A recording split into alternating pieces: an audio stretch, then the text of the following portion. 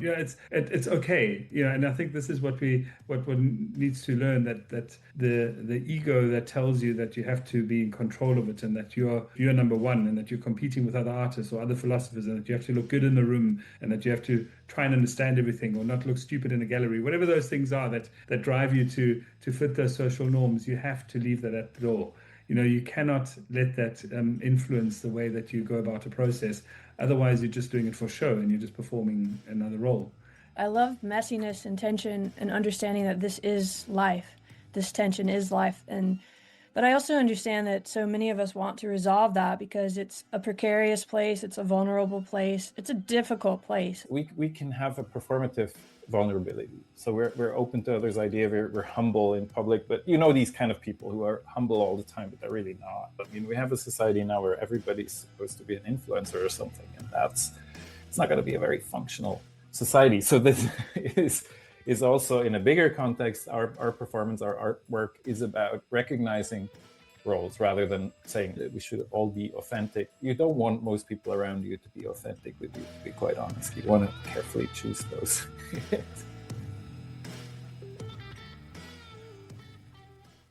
Hello everyone, welcome to Love and Philosophy. Today I'm talking to artist and facilitator Marcus Neustetter and biologist and philosopher Johannes Jaeger, otherwise known as Yogi. They will be introducing one another soon, so stay tuned. You've probably seen both of them around on the Love and Philosophy Substack or part of the project in different ways, and we're also working on something called Praxis, which I would love to introduce you to. There's an article that we wrote, which you can read. It's in the show notes. You'll find the link, or it's on the blog.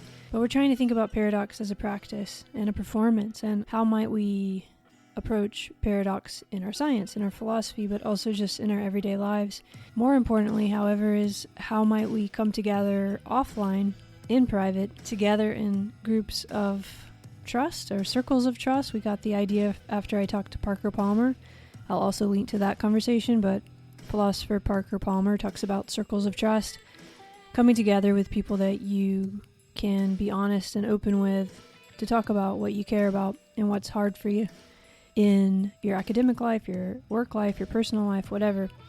There would be so much more to say about that, but I think I'm just going to let you go into it through this conversation because it's part of what this conversation is. Although we talk about a lot of other things, for example, The Zone, which is a project that Yogi and Marcus have been doing for about 6 years, which we've talked about before, and which Fotis and Yogi talked about in a previous episode. And we talk about this as a sort of third space, which is another theme that comes up a lot here. We talk about developing this methodology that is part of already both of our, or all three of our work in different ways. And we talk about staying alive, how that's about working with constraints, embracing tension, adapting rather than trying to solve problems, linking that to other ideas that have come up quite often here. Also vulnerability, trust, performance, that's a very big word, performance, which I talked to others about, which I haven't published those podcasts yet, for example, with Sophie Fiennes and Declan Donnellan, but those will come at some point too. So there's a lot of themes here resonating, past, present, and future. The trickster comes in, embodied practice, of course, context, space, we talk about space, and gatekeeping and institutions. And just on a kind of personal note, I know some of you have even noted that you're surprised that Johannes and I get along and work so well together because we're such different sorts of people. I don't really know what that means, but I actually do get it. I mean, just to caricature it, I'm a bit overly optimistic, and I'm talking about love, and I'm a little breathless. And Yogi's more of a punk mentality, not afraid to kind of ruffle some feathers. And it's not that he and I agree on everything. Certainly not. We're not 100% on the same side of anything, but that's actually the point. And we do care about similar things, and we have a really easy connection because we're coming to our discussions through care. And this is one of them. I'm just really thankful to have met Marcus and Yogi and to have this relationship with them. We've been talking a lot over the past year or two, but we haven't really made those conversations public. This is the first time we're making a couple of them public. There's one here on Love and Philosophy Today. And if you just can't get enough, you can get even more hours, more me talking and them kind of asking me questions about navigational mind and waymaking and so on in the caring aspect on the Zone podcast. But even if you don't listen to me on the Zone, I really recommend the Zone. Some of my favorite thinkers and writers and philosophers are already on there. So if you don't know about it, check it out. But this is just a real demonstration of what I think Love and Philosophy Beyond Dichotomy is at its best, bringing people together who might not have otherwise come together towards really exciting, transformative things, ideas, movements, actions, or even just conversations. I'm really thankful. Again, I know I keep saying that, but I am. I'm thankful for you all too, and I would love to hear what you think about this. Please read the piece if you are interested in this practice and paradox. Let us know what you think. Let us know what ideas you have. Reach out anytime, even though I'm completely overwhelmed with emails, but I do get to them eventually. Speaking of that, I'm also thinking to try to hire someone else. If you are a student out there and you're looking for a very mini sort of job, helping with some administrative stuff, then also reach out. But mostly I just want to say that I hope you're having a good summer. I hope you're finding some practices in your own life that are opening you to ways of seeing the world beyond traditional either or dichotomies, but also just maybe opening you to the magic and the wonder that's there when we start to notice the frames with which we see the world and we start to open them up a bit, no matter who we are, because we all have them. And there's so much waiting for us to discover if we can sit in the tension and let ourselves open up. That's part of what we talk about here. So instead of a poem today, I want to share with you a little bit of the beginning of this document that Marcus and Johannes and I are sharing with you on the blogs, on both of our blogs. So I'll just read the first part of this, but if you want to find the full thing, go to our blogs, either one of our blogs, which are linked below. Life is paradox. In every cell of our body since the beginning of life, metabolism simultaneously builds up and breaks down. At every moment of your lived experience, thoughts tussle for dominance and attention in your mind, constructing and deconstructing a turbulent stream of ideas. Every love will ever have must die. Species come and go in the perennial dance of evolution. Every ecosystem on Earth complexifies and then simplifies.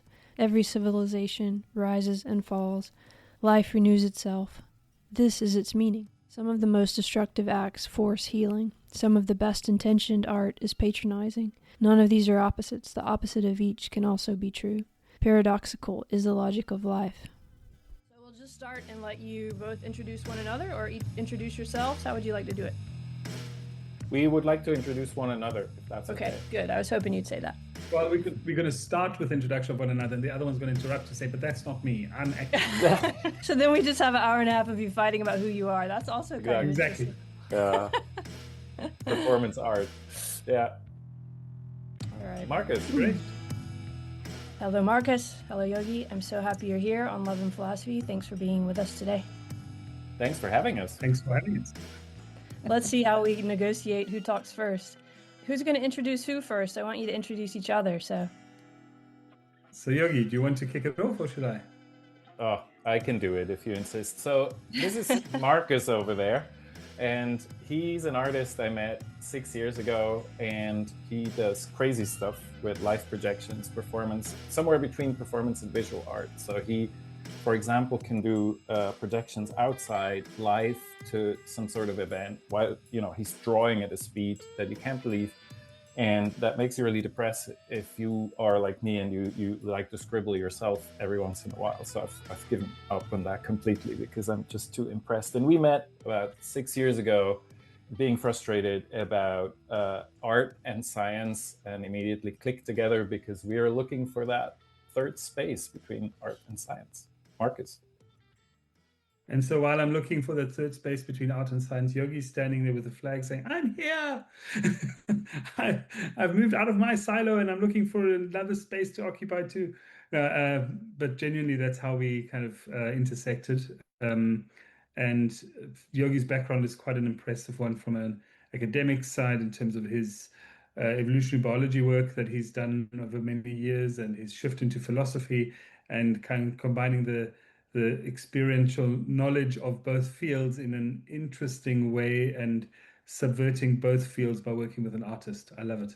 So the relationship of has been a really interesting one, because if I had to describe Yogi or introduce Yogi to you, I would say that primarily he's a person that's curious about all that which he doesn't know, and he immerses himself headfirst into a world which I, as an artist, have often invited people to join me in, but they've really struggled because it's the space of not knowing that causes anxiety. And dearest Johannes Jaeger is a thinker and a writer and a doer that is willing to take that step.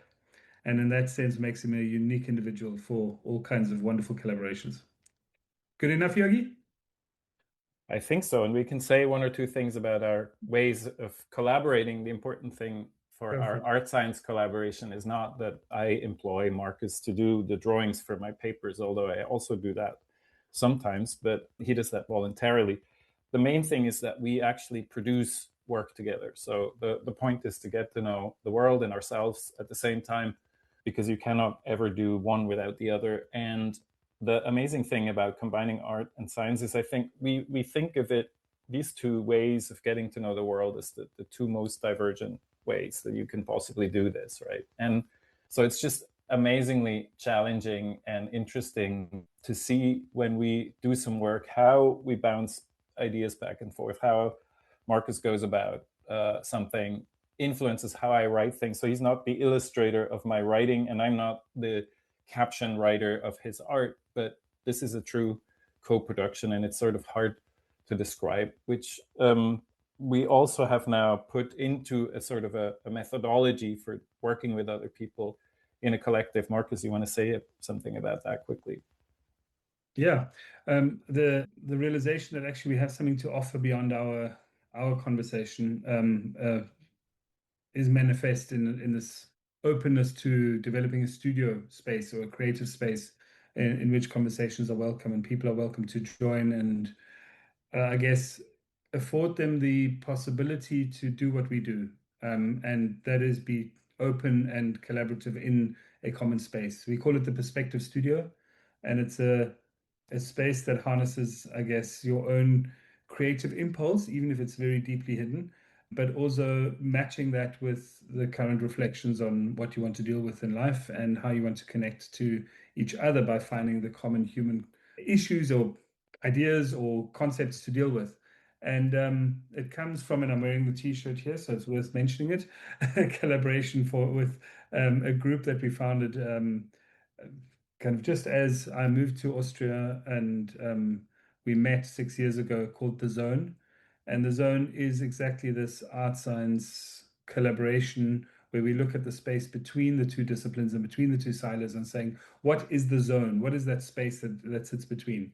And so working with Bronwyn Lace and Bashok Shanova, a curator and an artist, that we formed this project together, we very quickly realized that there's a lot of curiosity about this topic. I mean, both of us have also worked long before that with other scientists and artists, etc., and realized that this space of curiosity is really something that we have found a way to not only inspire us, but become very productive in the way that we see the world and start to make sense of it. And it's about opening up those doors and asking others to join us and see whether they don't bring other inspirations into the mix, but also how we can then impact other people's lives, and then how we can collectively see if this doesn't propose alternatives for framing what currently might be a crisis or a challenge.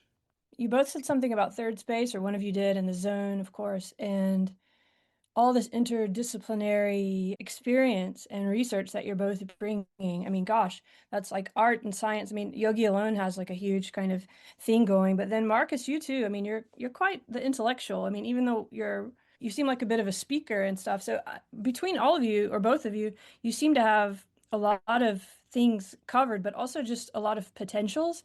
And I wonder, these third spaces can become really chaotic or ungovernable quite quickly, in my experience, if you don't have certain constraints, and yet you also don't want to have constraints that kind of keep it in the boxes that we're coming from, because I know you're trying to get somewhere new, as you said, and address issues in a different way. So I'm wondering if both of you could talk about that. My thing is this holding paradox, moving beyond dichotomies, and I wonder how you've been able to kind of hold an interdisciplinary space in a way that's staying alive and not collapsing into one side or the other, getting this kind of field force that makes you have to define yourself in opposition to something else. Maybe you could tell me how that's been going or how that feels for both of you. Can I pick up on the staying alive that you just said? It stays Sure. alive literally because I study the organization of life, and one really important part of that is it's based on constraints. So the physical processes that make up our bodies they mutually constrain each other to produce what is a living being. And to do that, they have to constantly co-construct each other. So they constantly change what they are, and the organization is constantly changing. That is a prerequisite for staying alive for an organism. And so this is what we're doing. We're playing with these constraints. We're recombining them. We're building them in ways that are supportive of our journey, but we never want to get anywhere in that zone. It's not like we're mapping the zone out and with a little measuring tape and then publish it as a paper. We're exploring it, and we will always keep exploring it because there's always new gaps between the disciplines that we can explore, and new constraints that we can move around or construct ourselves. So that's the kind of game we are playing in the zone. I think the process part of it is very important to me. That on the one hand, the co-constructing and the I guess the reframing and the remeasuring and constant, not ever being in a state of accepted comfort. It's as soon as there's something that we feel becomes too defined, we say, well, this is not the space. The zone is not the space to define it. It's the space to stay within that murky territory and actually enjoy that as the quality that it offers us. And in the same way, I think it's about trusting the process. And it seems like quite a bold thing to try and do when you've got a group of people in a room together. You say, let's just trust the process and see what happens, and chaos comes. But it's in that honest uncertainty, and I like to use the word vulnerability, that I feel trying to hold a space, or that Yogi feels trying to make sense of the space, that we offer that into the room. So we offer into the room the fact that we ourselves are not coming with the solutions. We are also just making the next line in the drawing, or the next expressive mark, or the next move, or whatever the case might be, with the hope that it will be met by someone else's. And so what happens is a kind of a little dance of ideas that, funny enough, don't explode into one chaotic moment, but very quickly find some kind of harmony in the way that they exist in the room. It's not to say that they're resolved, it's just a coexistence that then doesn't try to trample the other one. So even sometimes having opposing views in the room about very touchy subjects, I think by creating this cradle of safety, or this space that says we have a certain amount of respect for each other, that isn't necessarily always said. It's sometimes just a gesture or an opening moment or a little exercise or something. I think very often just gets received with a sense of empathy in the room. And so I think we do play not only with trying to guide a process, but actually also realizing that sometimes the process to guide us, or the people in the room, have to give us a nudge in the right direction. It's a very difficult space to be in, especially if you are making art, or you coming up with an argument, a philosophical argument, or you have a scientific pursuit in mind. But that's exactly the point, that we are in the system at the moment where everything has to have a particular outcome and has to have a certain methodology to it. And sometimes the methodology is about just trusting the next step. I mean, the point about the tension is that in this organization of the living as well, and especially in evolution, you have all these different strategies that are being applied to. So evolution rarely solves a problem. It sort of, it reframes it, right? And in the process of a population of organisms experiencing a problem, they themselves change. And this is what we're applying quite literally. This is the kind of evolutionary thinking that we're applying to our own practice, that we are not in the business of solving problems anymore, because that just gets us to over-optimized singular sort of solutions and liabilities and long supply chains and whatnot, a brittle world. but instead we have to sort of acknowledge the tensions, the oppositions that are in the room, and sort of try and find when we work with a group, that what are the tensions that are productive, right? I mean, this is what life does. It sort of doesn't, it's not a thesis, antithesis, synthesis is not a dialectic like that. It never resolves anything. It just spirals on and on and on and on.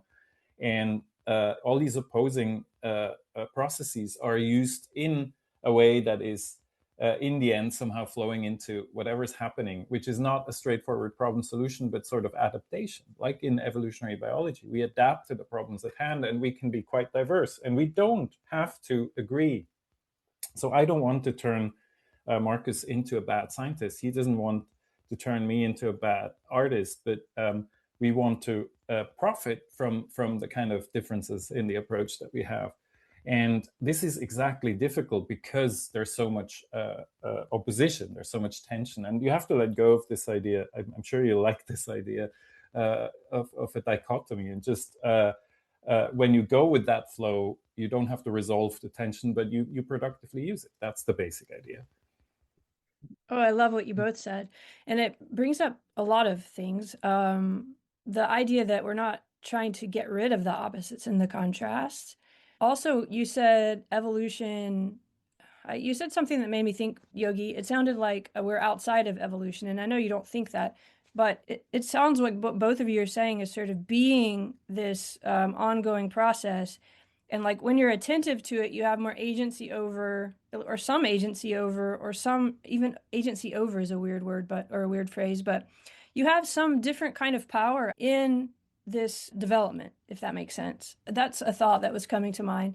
And also within that, the contrasts, because you would get labeled as a scientist, Yogi, and an artist, Marcus, but actually you're both doing both of those in different ways, but never at the same time, right? So there seems like something about your relationship that would be able to bring out the kind of attention that helps that orientation in a way. Or, I mean, I'm just thinking about Marcus. What do you do? Do you read Yogi's work and then you kind of respond to it? Or is it more immediate? Or Yogi, do you say like, oh, here, I have these ideas and this is my idea of what I'm thinking? Because those are such different contrasts, a visual element and a writing element, and yet they're never separate. This is kind of messy, but do you see what I'm saying a bit? And what comes up for you when I say all this? The first thing that I wrote down on the notes here while you were talking, I'm always drawing and writing, so forgive me if I'm looking down and not in your at you. The acknowledgement that we ultimately, as humans, we all are doing similar things all the time, but it's just the language that we use that's different. So yeah, I tend to use my expressive language is my drawing. Yogi's is to write, and I would say that even the disciplines, the way they've been categorized over time, has caused a rift between that which we should be able to recognize from each other. So the fact that I might have to read some of Yogi's text 10 times to get it doesn't mean that he doesn't have to look at my picture 1,000 times just to understand what I was really feeling in that moment. It's just it's okay. And I think this is what one needs to learn, that the ego that tells you that you have to be in control of it, and that you're number one, and that you're competing with other artists or other philosophers, and that you have to look good in the room, and that you have to try and understand everything or not look stupid in a gallery, whatever those things are that drive you to fit those social norms. You have to leave that at the door.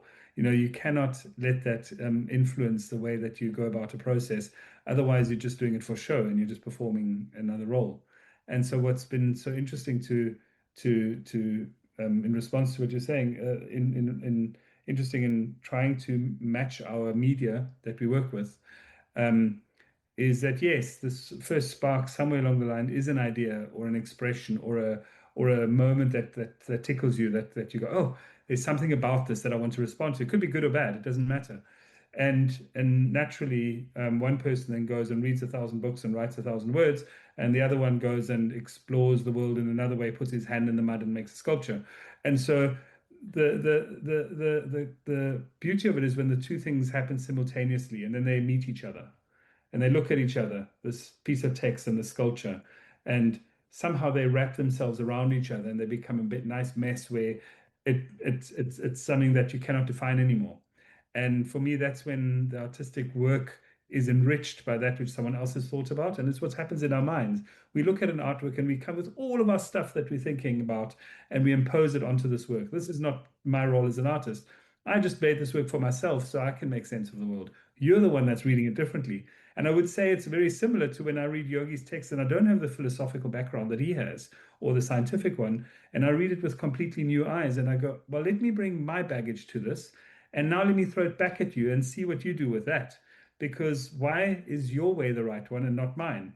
Just because you call yourself something, why is my reading of your text incorrect? And so I'd like to do the anecdote, Yogi, when the first time you sent me a text and you said, oh, just, started with this, I'm going to send you my first chapter to the book. I'd like you to respond to this if you feel like it, whatever you want to do, just think about it. And it was interesting because I'd been thinking about similar things in my practice, not that far away from what he was doing. I mean, I think there's some synergy in looking at the world as in a certain way. And so when I read this, I was very enthusiastic about it. So I naturally, as I do, took a massive sheet of paper, put it up on the wall, and started to draw as I was reading this. And I would add some more, and I'd think, and so these three, I mean, there were probably about 3 meters by 2 meters, I know, massive drawings evolved out of this. And Yogi came to the studio thinking he might get to see a little drawing that he could put into his chapter as a kind of illustration or a reference or something like that. And he stood in front of this work going, okay, now we're in trouble. and I think that is, I was amused by that because that was my natural response. And what's been beautiful since then is the evolution of this, that I've intentionally not stuck, and this is what's interesting for me, is I'm not stuck with that medium in further conversations. I've decided I'm going to try and find the medium that most represents that which I'm reading. So rather than trying to stick with one format that then becomes the language between Yogi and Marcus, it was about saying, well, you're coming with different approaches to your texts. You're coming with different influences and different references and quotes, etc. I would like to do the same so that these things can meet each other with other influences and references. And so the medium that's chosen is everything from short films all the way through to sculptures in clay, to performances, to projections, to sound pieces. And it is about breaking away from the stereotypical idea of we have to respond in the following language that we know, and rather saying, I know a bit of this language, I know a bit of that. Let my practice also mix it up, just like it does in Yogi's texts. That is a very long answer. So I see these big paintings, drawings. They're just monstrous drawings in the studio, and I think, okay, so we have to. This is the manifesto of the book that we can link below in the show notes, and we have pictures of those in the manifesto part of the book now. And so then the next time I come into the studio, Marcus has cut up all 3 pieces and made a big puzzle out of all of them. And so the whole this was a starting point for this inquiry in the book, where we said we're going to reframe everything we think about science and have a new science for a time in which we no longer think about the world as a machine. So to do that, we have to draw the windmill and the machines, the gears, and we sort of destroyed it. Not really, because it's now a piece that we also have shown in exhibitions. But the nice thing about this book and the exhibitions that we're doing is that we're no longer producing art for the gallery or for the website, but that the website and the gallery become a sort of a footprint of the journey that we've gone through. And that's why we also published the book chapter by chapter, a bit slower lately for various reasons. But that's important, because writing a book is such a bizarre thing. At some point you have to stop. While explaining the world is, as you said before, we're part of the evolution. We're part of the process that adopts us to the world and adopts the world to us. This is what doing science is really about. For me as an evolutionary biologist, it's not about a theory of everything or a sort of an optimal solution to some kind of problem, but it's about the process of adapting, right? And continuing to adapt to our environment in better and better ways. And better is always defined by the current situation. We're never gonna arrive at a point and say, we have learned everything about the world that we should ever learn about. I mean, that's the end of humanity. I mean, what will we do? I mean, and not just as scientists and artists, but as creative human beings, we would just not have anything to do anymore. We would lose all our purpose. And so we're trying to both visualize this, the very nature of this process. That is our existence, right? And what more beautiful way to do this than through these tensions? I mean, another tension is this tension of play. I just want to very briefly mention two ways in which play creates tension. One is this James Cairns's old tension between finite games and infinite play, right? I mean, evolution is an infinite play. Think about Calvin ball in Calvin and Hobbes. That the only rule is that you can never play it by the same rule twice. So the point of infinite play is not to win a game, to be the best, like some people, some very powerful people on Earth think at the moment, but it is to stay in the game. So we have to sort of change the rules themselves. And in the city of Wittgenstein in Vienna, this is also appropriate because that was Wittgenstein's idea of how rules are made, by doing. So we're creating new constraints, new rules by which we do whatever it is we're doing, right? And so that's a lot of fun, but it's also not completely structureless because we have, our play is not just play, it's serious play. So this is a term that introduced by meta-modern philosopher Hansi Freinacht. It's existential play. It's like, it's not, we're not just, fooling around. We're actually using important concepts and insights, and we're just trying to deal with them in a more appropriate way for human beings by playing with them instead of just immediately going for some kind of solution that isn't even there to a problem that's not well defined.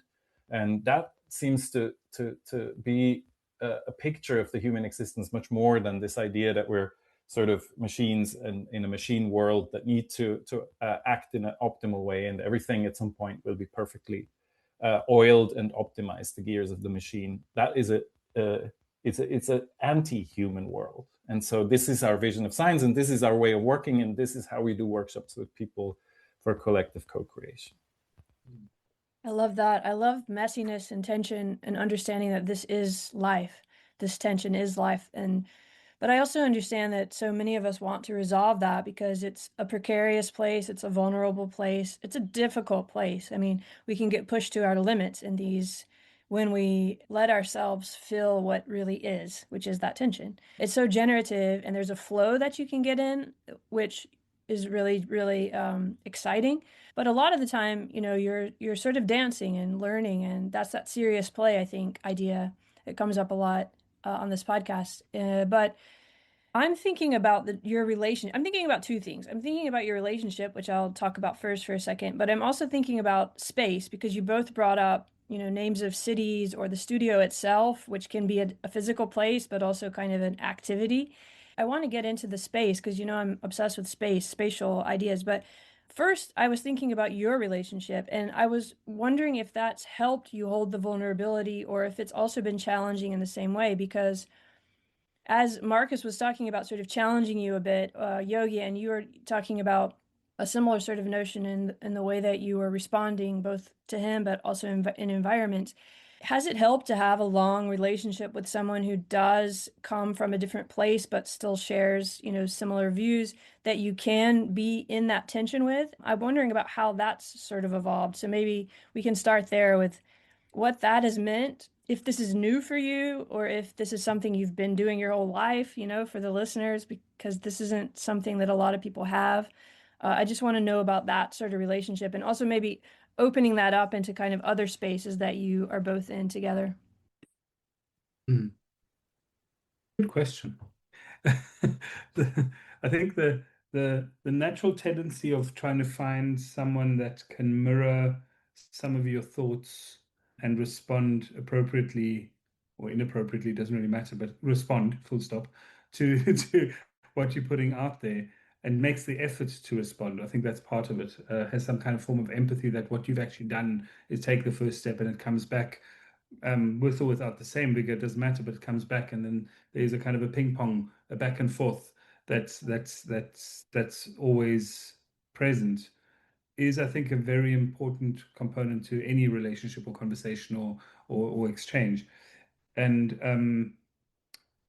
I mean, I've been very fortunate, just on a personal note, that I've grown up in the context of South Africa, born and bred there, and tried to find my way around and kind of my own artistic career in kind of post-apartheid South Africa that's supposed to bring people together. And I realized very early on in my own as an artist, even though I trained to be a visual artist, my parents were artists, I always had this notion that this is what I'm going to do.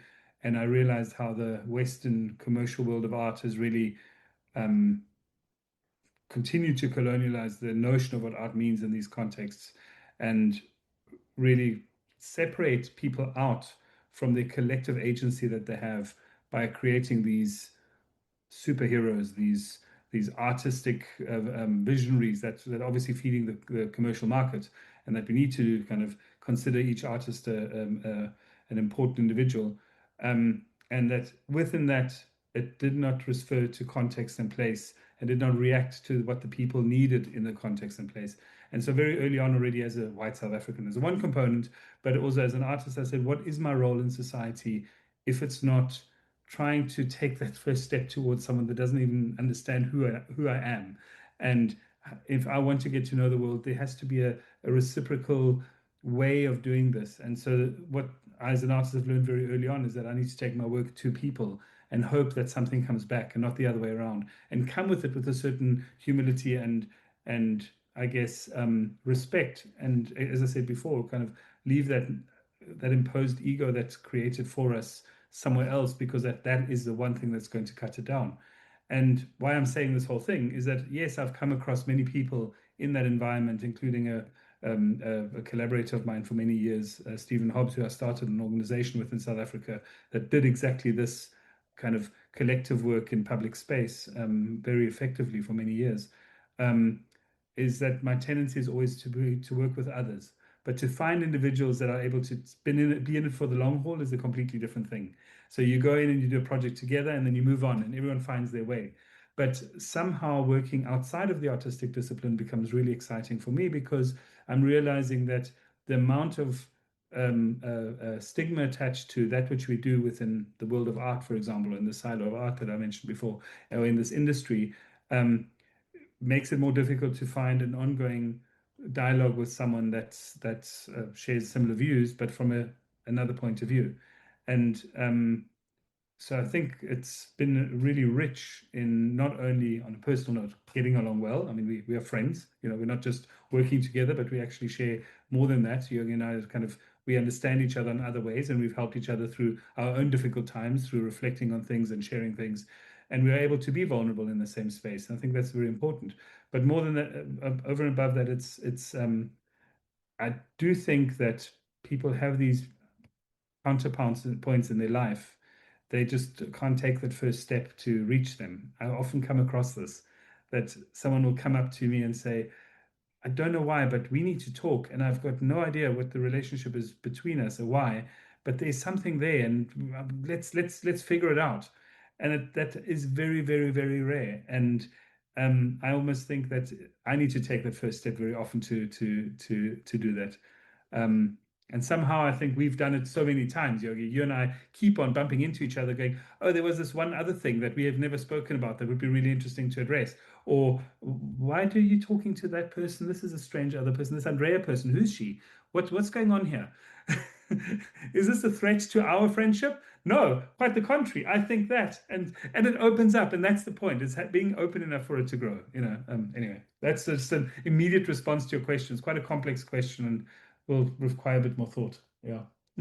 Well, wherever Marcus goes, he makes friends immediately. He's really annoying. And, you stand there in the corner and you think, okay, so he's just got this sort of ability. So, and I think that's also important. Again, the tension, I come from a place of utter alienation. I grew up in a non-academic family. I mean, my dad was the first person in the family to go to university from a small village in Switzerland, where I just thought everybody was really weird. I do appreciate the people and the place much more now, but when you're a teenager in such a rural conservative place, with very well privileged and everything, but just like not your people, then you move away and you move on and on and on. And it's so easy nowadays to do that and adopt some sort of performativity that we talked about. I know, Andrea, that you're very fascinated by the role of performance. And I think one sort of performance that has come to become so important in today's society is this sort of presenting yourself, the persona that we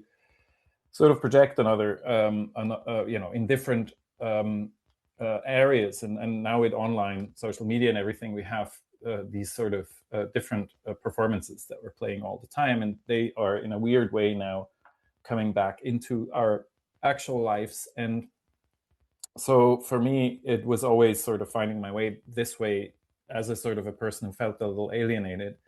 And the thing that we have with the collaboration with Marcus is that we were both interested in what the other was doing, and it wasn't so the point of our art, and this is very important, this is what I want to mention here, is not to sort of make that into a performance, right? So when we say we want to document the process of what we're doing, we want to put that to work with people for their purposes, but we don't want to do what other artists have done and make their private life, especially in recent times, a sort of a show online or on a stage or something like that. That's a very old tradition in the arts. And I think it's not real because it's a performance, and it's deliberately so. So what we're talking about here is a form of trust and openness that can only be had in private. And it's sort of funny to talk about it on the podcast now, of course, but we're only talking about it. We're not performing it out. And we would also like to continue talking to you, Andrea, about these possible circles that we could have in more private settings where people. So the idea is the following: if you pretend to be someone that you would like to be in public all the time, your actual needs get blurred out, get fuzzy, get hidden away.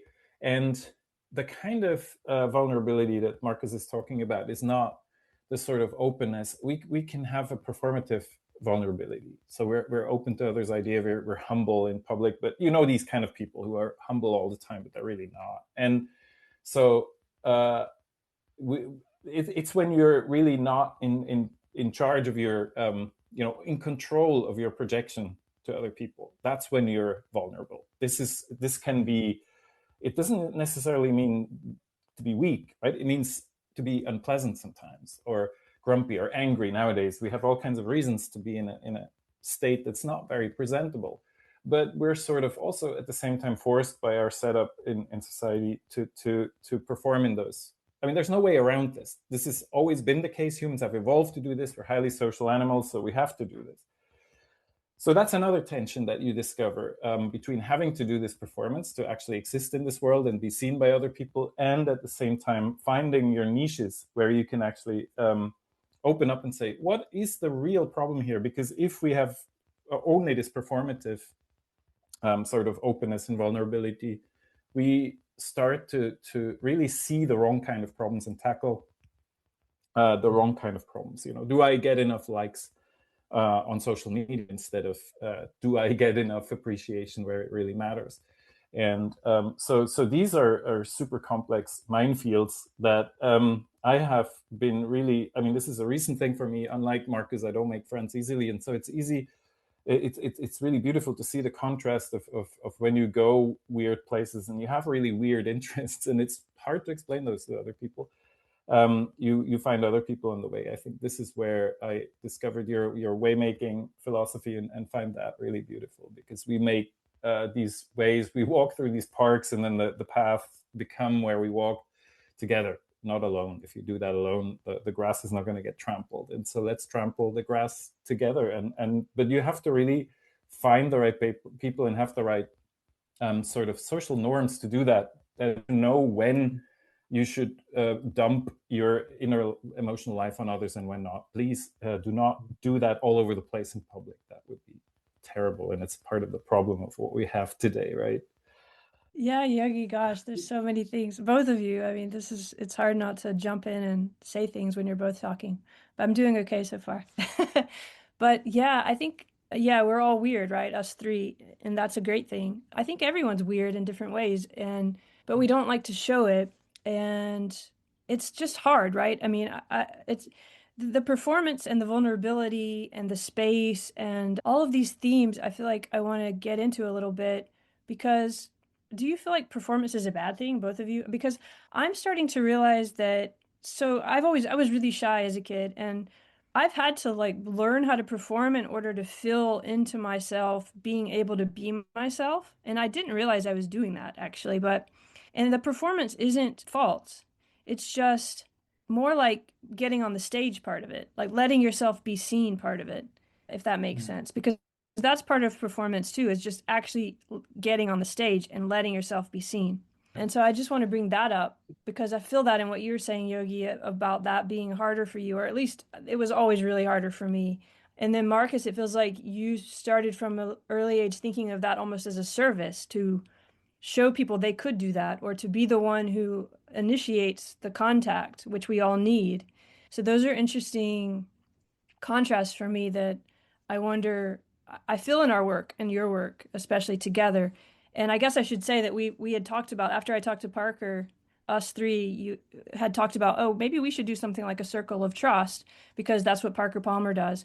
So we have been talking about that a bit too, and trying to figure out, what does that mean? What is the space of a circle of trust? How private is it? How public? How performative? So just for the audience, like maybe that's coming into the conversation a bit, because that is something we're doing together. But I guess I want to ask you both about this performative thing and what I just said about being seen, and if there's something positive about performing. Even you, Marcus, you're performing when you often do a lot of art in the moment. And then also you, Yogi, I think you're doing something as a scientist by becoming a philosopher. A lot of people just think of you as a philosopher now.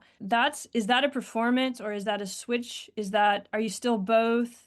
And also the public aspect. I just put all that out. You can say whatever comes. You don't have to answer to all of it. I will give a very short answer because I want to give the answer about performance to the artist here. But for me, I'm the least diplomatic person I know. But then that's also performance. At the same, you're the joker, you're the mischief maker, and you're performing that as well. So no, performance isn't a bad thing. Performance is something you have to do. What's a bad thing is when we mistake performance for that inner life that we also have, that is not perfect, and when it takes over our online and private life completely. And online, this is transparent, this is being discussed everywhere, but the sort of seeping, there's a bunch of things. Patricia Martin just wrote a book called Will the Future Like You, that's sort of about this seeping into our private lives. So we have to perform for am I a philosopher? I actually was always a philosopher. I performed as a scientist for a while, and I still do that.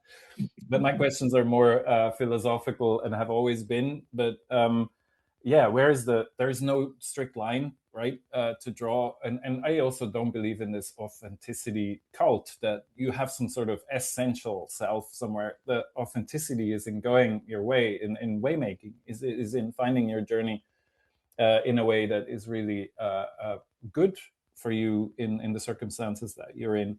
And it's a balance, right? So a performance is important, but I think it's gone overboard and it's invaded places of our lives that are not appropriate. Marcus. Yeah, I mean the question of whether I'm performing has always been sitting there, because I am not a performer in the artistic sense of it. I have never regarded myself as someone that does performance, and very often when it comes to people writing about my work, or have to go and put a label up somewhere, or kind of give something a credit or whatever, I will put a line through the word performance, and I'll just kind of consider it, you're watching me doing what I'm doing.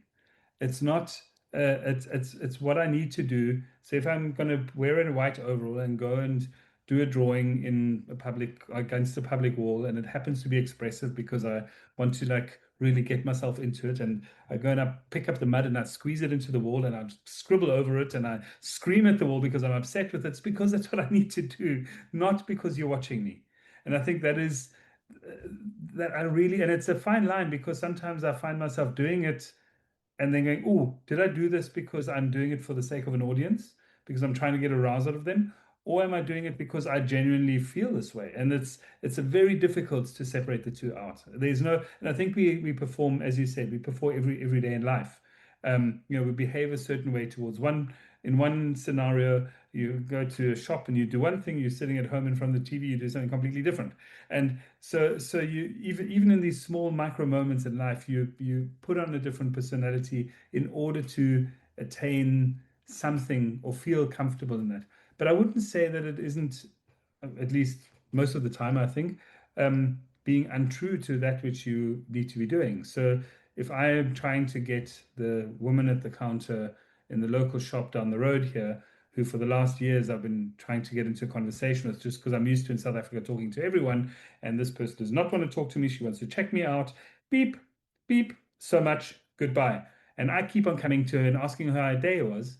I'm completely putting a performance because I want her to answer me how her day was, and I want her to ask me how my day was, because I see her every day and I want to make a human connection. And so sometimes I need to perform for that.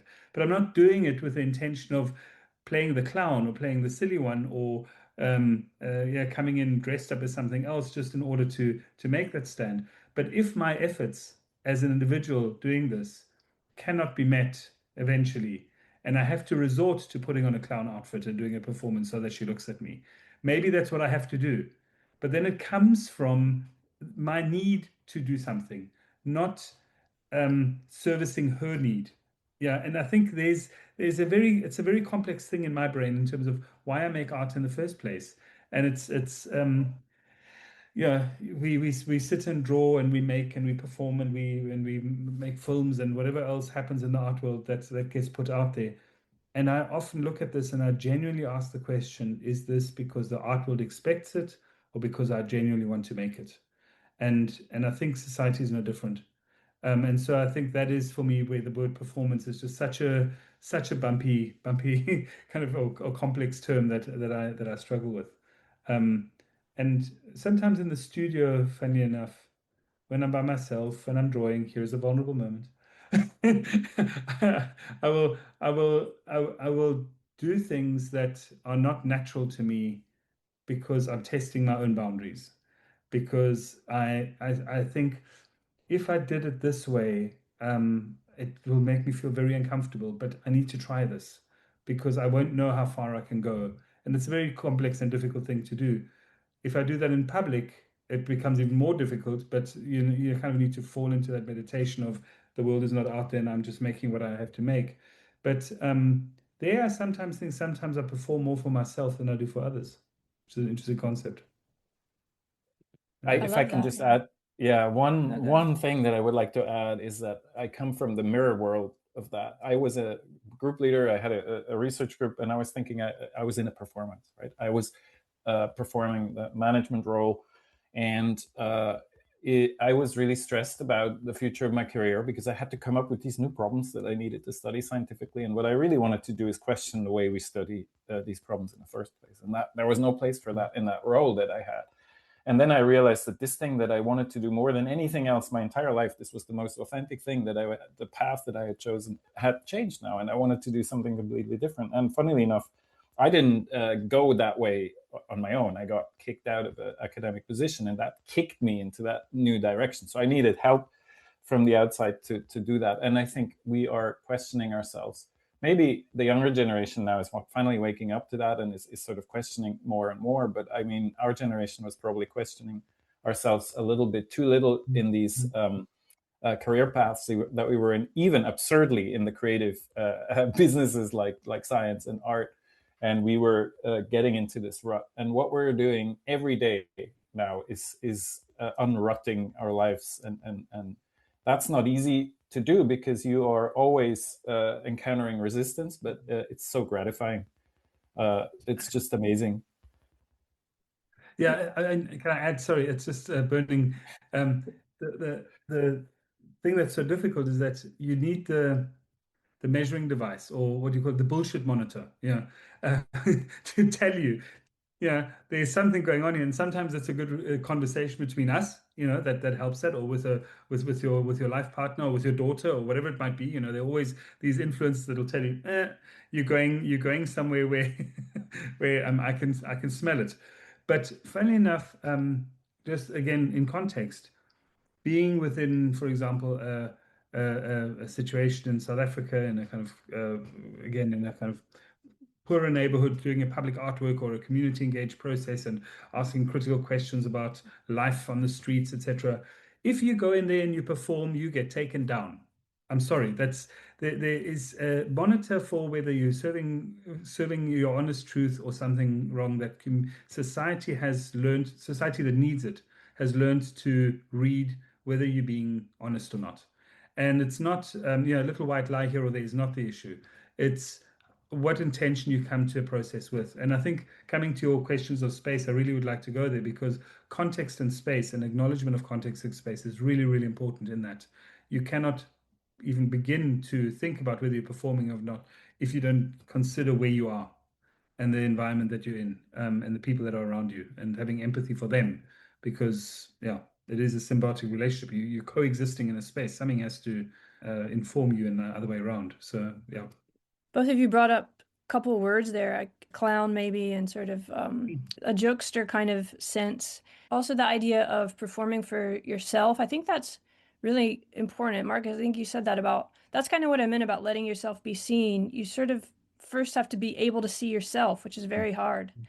It's very hard to like really see who you are. And of course, other people will see you differently, but that's still all connected. It's all nested.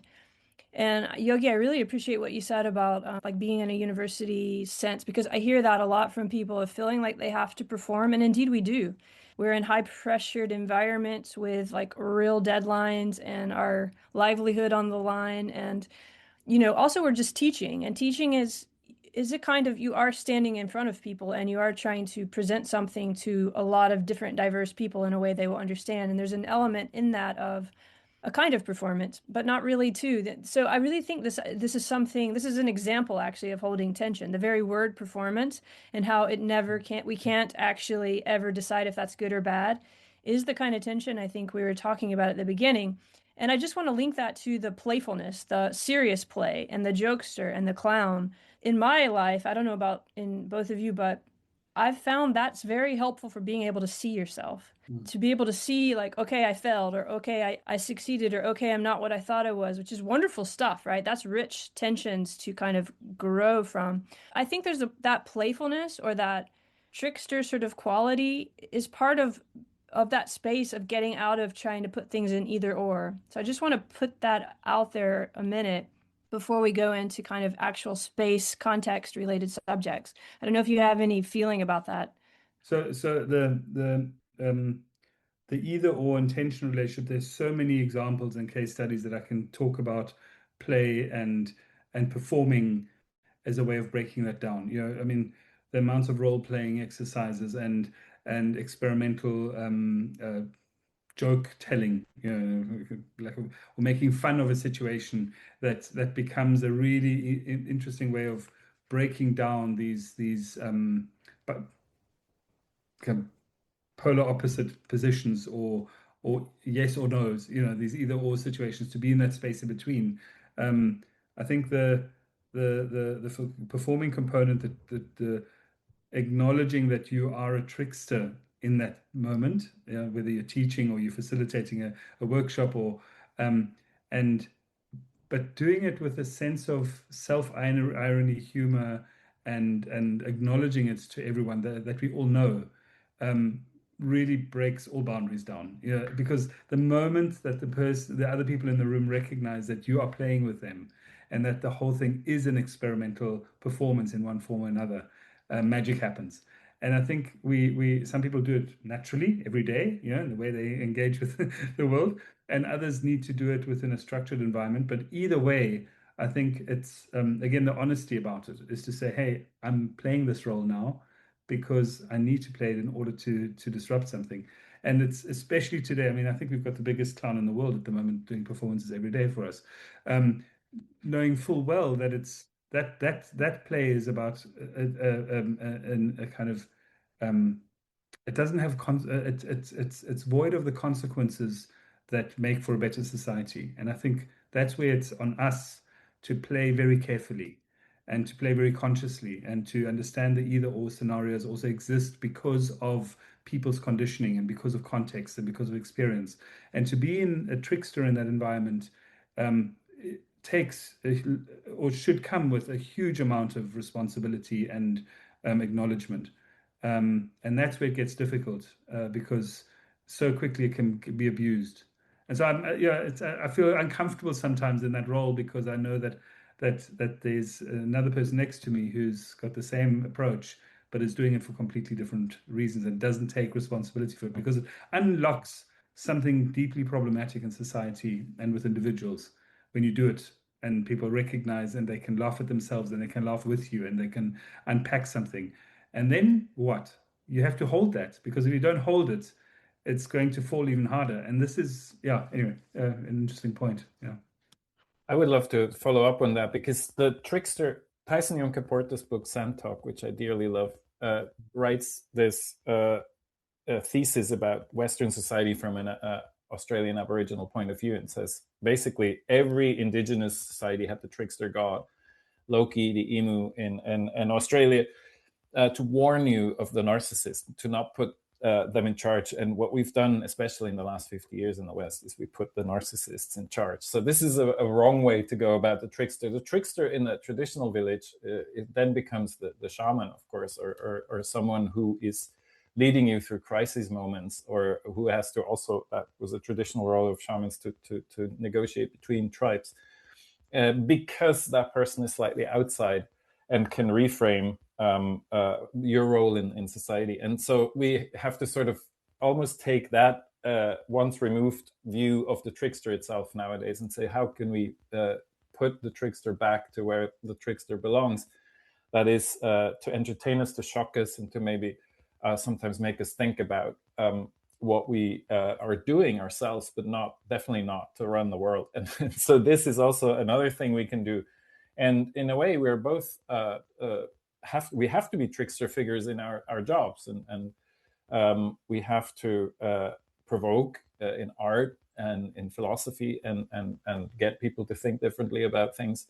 And that always includes a certain amount of narcissism. If you don't like to be that like you're in the spotlight somehow, right? And that's not necessarily, again, that's not a bad thing, but it's just like the recognition that should be there. And if we don't recognize this anymore, we demand of everybody to fulfill this certain role. I mean, we have a society now where everybody's supposed to be an influencer or something, and it's not going to be a very functional society. So this is also, in a bigger context, our performance, our artwork is about recognizing roles rather than saying, oh, we should all be. I don't think this idea that we should all be authentic. You don't want most people around you to be authentic with you, to be quite honest. You want to carefully choose those. Or maybe authentic, but not fully always all of the roles they are and all things, or fully one role. I think that's really important what you're bringing up about. I mean, I think of it as the multiplicities that we are, but that we pretend we're not. So we try to kind of always be consistently one thing, which none of us can ever be. And so that already becomes a kind of an illness. And the trickster, we all have that in us, but no one is supposed to make that the whole role and everything like we've done. And to see that as, I mean, it is powerful, but to see that as that it can be a whole thing, that we just only become tricksters and therefore that is the power, is such a perversion of the power of it. And actually, in all kinds of teachings, you do find, okay, when you tap into this source, there's always a warning, because it's very hard not to identify as that power and want more and more of it. But you're going to go off a cliff, not only in your own ability to be sensual and in your space, but also just off a cliff in terms of where you're going to be leading whoever's following. So I think that's a really important idea of that multiplicity and that being careful not to abuse. You both keep bringing us back to just, you have to be attentive of what you're doing and where you are, and that you are part of something, a self that is multiple, and a social self that is multiple, and a space that is multiple. Maybe that leads us into space and context a bit. You can say whatever you want, because I'm also thinking about how you've both been in many spaces, often at the same time. Maybe that's a mental space and also a geographical space, a studio, an artwork, a text that you're reading, a text that you're writing. All of these I think of as spatial and contextual. And you're doing all of that in the zone when you're bringing people together too. So can I try a little exercise for a second as part of this? This also goes to the listeners. That it's usually an acknowledgement of the space that's around us. So I think we can spare 10 seconds. Can we have 10 seconds of a time where you are just taking in the space that currently connects us through sound? So just listen to each other's space for 10 seconds, whatever that is. So we're going to stop talking for 10 seconds and we're just going to enjoy the silence and really listen to the space that you're in and let it speak to you. And we are now currently connected by a microphone and speakers. So we're listening to each other's spaces. So it's an extension of where we are. Here we go. 10 seconds starts now.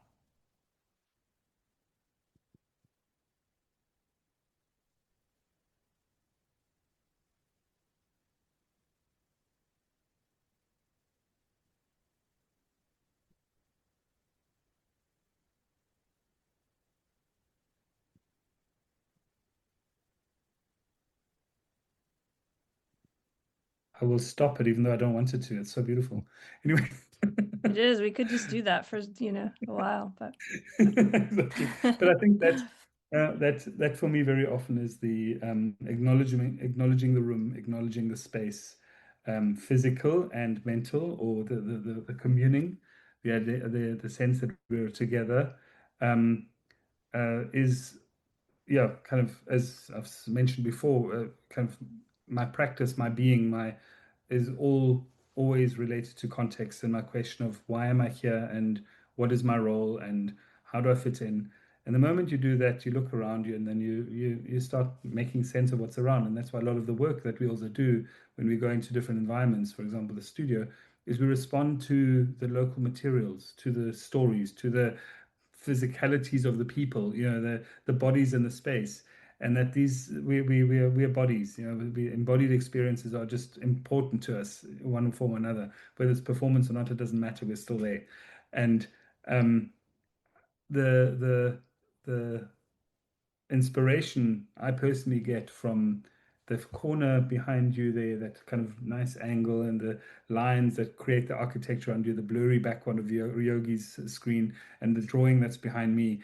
We've just that alone, if we just all ducked away out of our screens and we just saw that as our backdrop, and these were the things that were speaking to each other, it already says so much. What more do you want to say? And so it's the acknowledgement of that, and then we invade it as people, and we come in with our noise and our ideas and our impositions and our arguments, or our silence and our quietness and our breath. And I could hear my heartbeat, funnily enough, while we were being quiet in my ear, because it's so silent over here and your spaces were so quiet. and you just become more conscious of that which matters. And so if you really acknowledge that, and working in complex contexts, in places where survival, in extreme conditions, etc., it amplifies that. And you really have to watch where you step, literally. When you're in a more safe environment, you occasionally need to be reminded about how safe it is, and that the comfort zone that you're in has stunted your ability to relate to the context, because you're not reminded that you're in a place. You're just reminded that you're in your head, and you lose this relationship to what could influence you physically in this space. So that's just one response to your thing around space and context and upbringing and connections. As a scientist, I mean, you see why I had problems connecting to Marcus in the beginning, but I got used to this kind of stuff. And it's actually an interesting exercise from a scientific point of view as well, because Marcus asked us to not look at the pictures behind us, but to listen. And we're such visual animals, right? So as a philosopher, I'm interested in how do we get to know the world. And we are so dependent not just on words and concepts, but on visual metaphors. These visual metaphors are based on our own history, on the sharp edges, on triangle. Our geometry is based on triangles. I think it was Carl Sagan who made us imagine these blobs that float around the gas giant and their intelligence. They would develop a completely different geometry because they never see a sharp line in their lives. They wouldn't have maybe the concept of a line. And so even if we try to interpret sounds or smells, if we try to describe them immediately, we need to fall back on visual metaphors. We're such strongly visual animals. And so these are the kind of phenomenological exercises that I always hated as a student as well, when people say, okay, just sit in the woods and be the tree. And so there is this tension again between anthropomorphizing nature and actually, being with the problem or the situation that you're in. And we have taken ourselves so much out. So this is the other thing that we're doing. Marcus, the first thing he gets when we do a workshop, he gets us out of our heads, right? And you may actually find that really annoying. We did this with 30 philosophers last summer, and it was really funny to watch all their faces when Marcus came in the room and said, now we have to go play. And so half of them were excited and the other ones clearly not in the beginning. And so it's so hard because they're philosophers. They're the worst. Their philosophy has trapped itself since Wittgenstein follows us around everywhere, since Wittgenstein's time in the domain of language. So we want to reconnect out of that cage, and we can only do that by going beyond whereof we cannot speak, thereof we shall be silent. Yes, if we are scientists and philosophers, because what we cannot express in words and rigorously in concepts is not our subject, but then we can go and play with Marcus and perform things and experience things in a different way. And doing this in a non, I mean, immediately people will go that are scientists or philosophers, this is completely flaky, right? And this is such a big warning flag, because we're still animals and we still experience the world through a lot of different channels than our visual and conceptual channels. And what we could call hypermodernity, this complete detachment from reality that we have in tech circles and other people that think they can program the world in one way or other, are a symptom of being trapped like that. So can we introduce a practice that is not, that is grounded, right? Literally grounded, and at the same time gets us out of our heads, is something that I find extremely fascinating. So this is one of the other really gratifying ways of working with artists, is you have to perform sometimes in ways that you don't like to. And as we said before, this allows you to discover new avenues of experience that you would not have gone down otherwise. I think that relates also to the noticing of the context and space, and that you're in many at once. I really love that you just linked that coming into your body to the visual, kind of the overemphasis that we naturally have on the visual. I hadn't really thought of it like that. That's very uncomfortable. And I know exactly what you mean. I mean, this podcast sometimes is a perfect example of making philosophers and scientists uncomfortable because of things like what Marcus just did, or talking about the heart or whatever. I've come to see that as a practice for myself too. It's not always easy for me, frankly, in both directions. But I like that link that the two of you made together there of, when we do something, it's almost like you have to kind of give in to doing something a way you're not used to doing it, which then shifts what you're going to understand as the space you're in. I find that is connected to that attention and that noticing that we were talking about earlier too. And also I think to what you bring up a lot, Yogi, and Marcus, what you've done a lot of work trying to help or smooth into more buttery air, is the urgency of the times and the troubles, the very real problems and pathologies that we're faced with now, that we were talking about a bit about, how we've put narcissism into some kind of power box. We are very confused about what success is. We think it's metrics and we think we all want them. And then we get there and we're like neurotic and have no way to relate to our bodies. And there's all kinds of confusions going on now relative to this. I think both of you kind of end up grounding those in something like what we were just talking about, this relational aspect that kind of takes first coming into the body in a different way and what the senses are in a different way. So I don't know, I'm just thinking about the relationality of it, what relationship is on a different scale than we've been talking about, and the activism, the action orientation of it. You're active, both of you, in ways that people with your titles aren't always. How do you feel about that, I guess?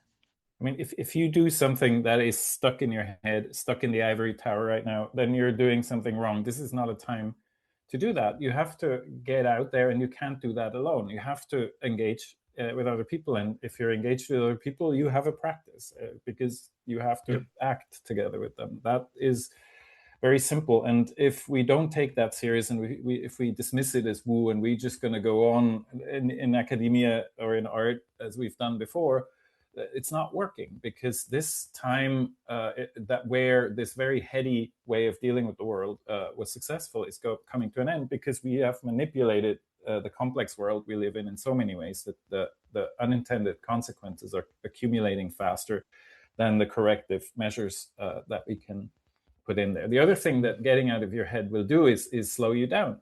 So I teach high school students nowadays, and I tell them you can't use PowerPoint slides just for one simple reason. If you have to write on the board, it slows you down, and people can actually follow you and they interact with you. The process is a completely different one.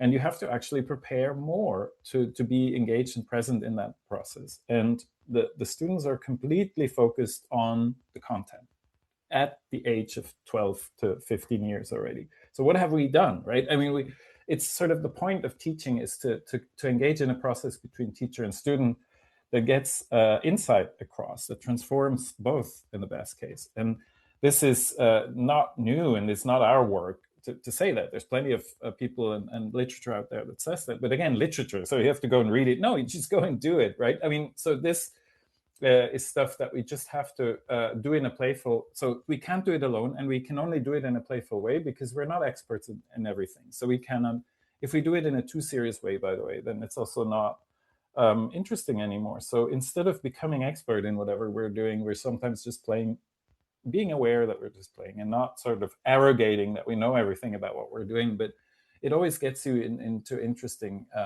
and sometimes tight spots, but that's also interesting. So that you have to then grow to you have to stand up to the challenge and grow. So that this is even in Plato's allegory of the cave that we've used as a very early subject of our art, the important part is the one where the philosopher gets out of the cave, right? This journey is important, because when the philosopher gets back into the cave and tries to explain to the other people that what they're seeing is just shadows, they don't have the experience. And that is actually in the original allegory, but it's never told to people that they can't relate to that. They're not to blame, because they haven't had the experience. And again, that's an active experience. So that's something we have to have these sort of experiences that allow us to reframe how we see the world. This you can't do by reading a book or just thinking, sitting in a corner and thinking.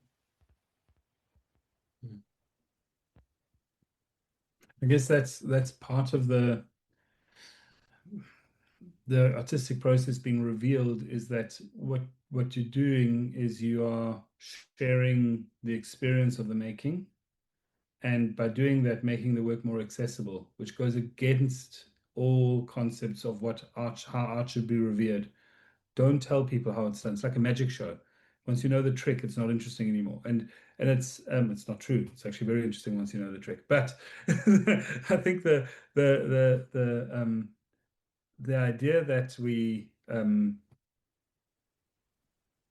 that we hold on to the process in such a way, or that we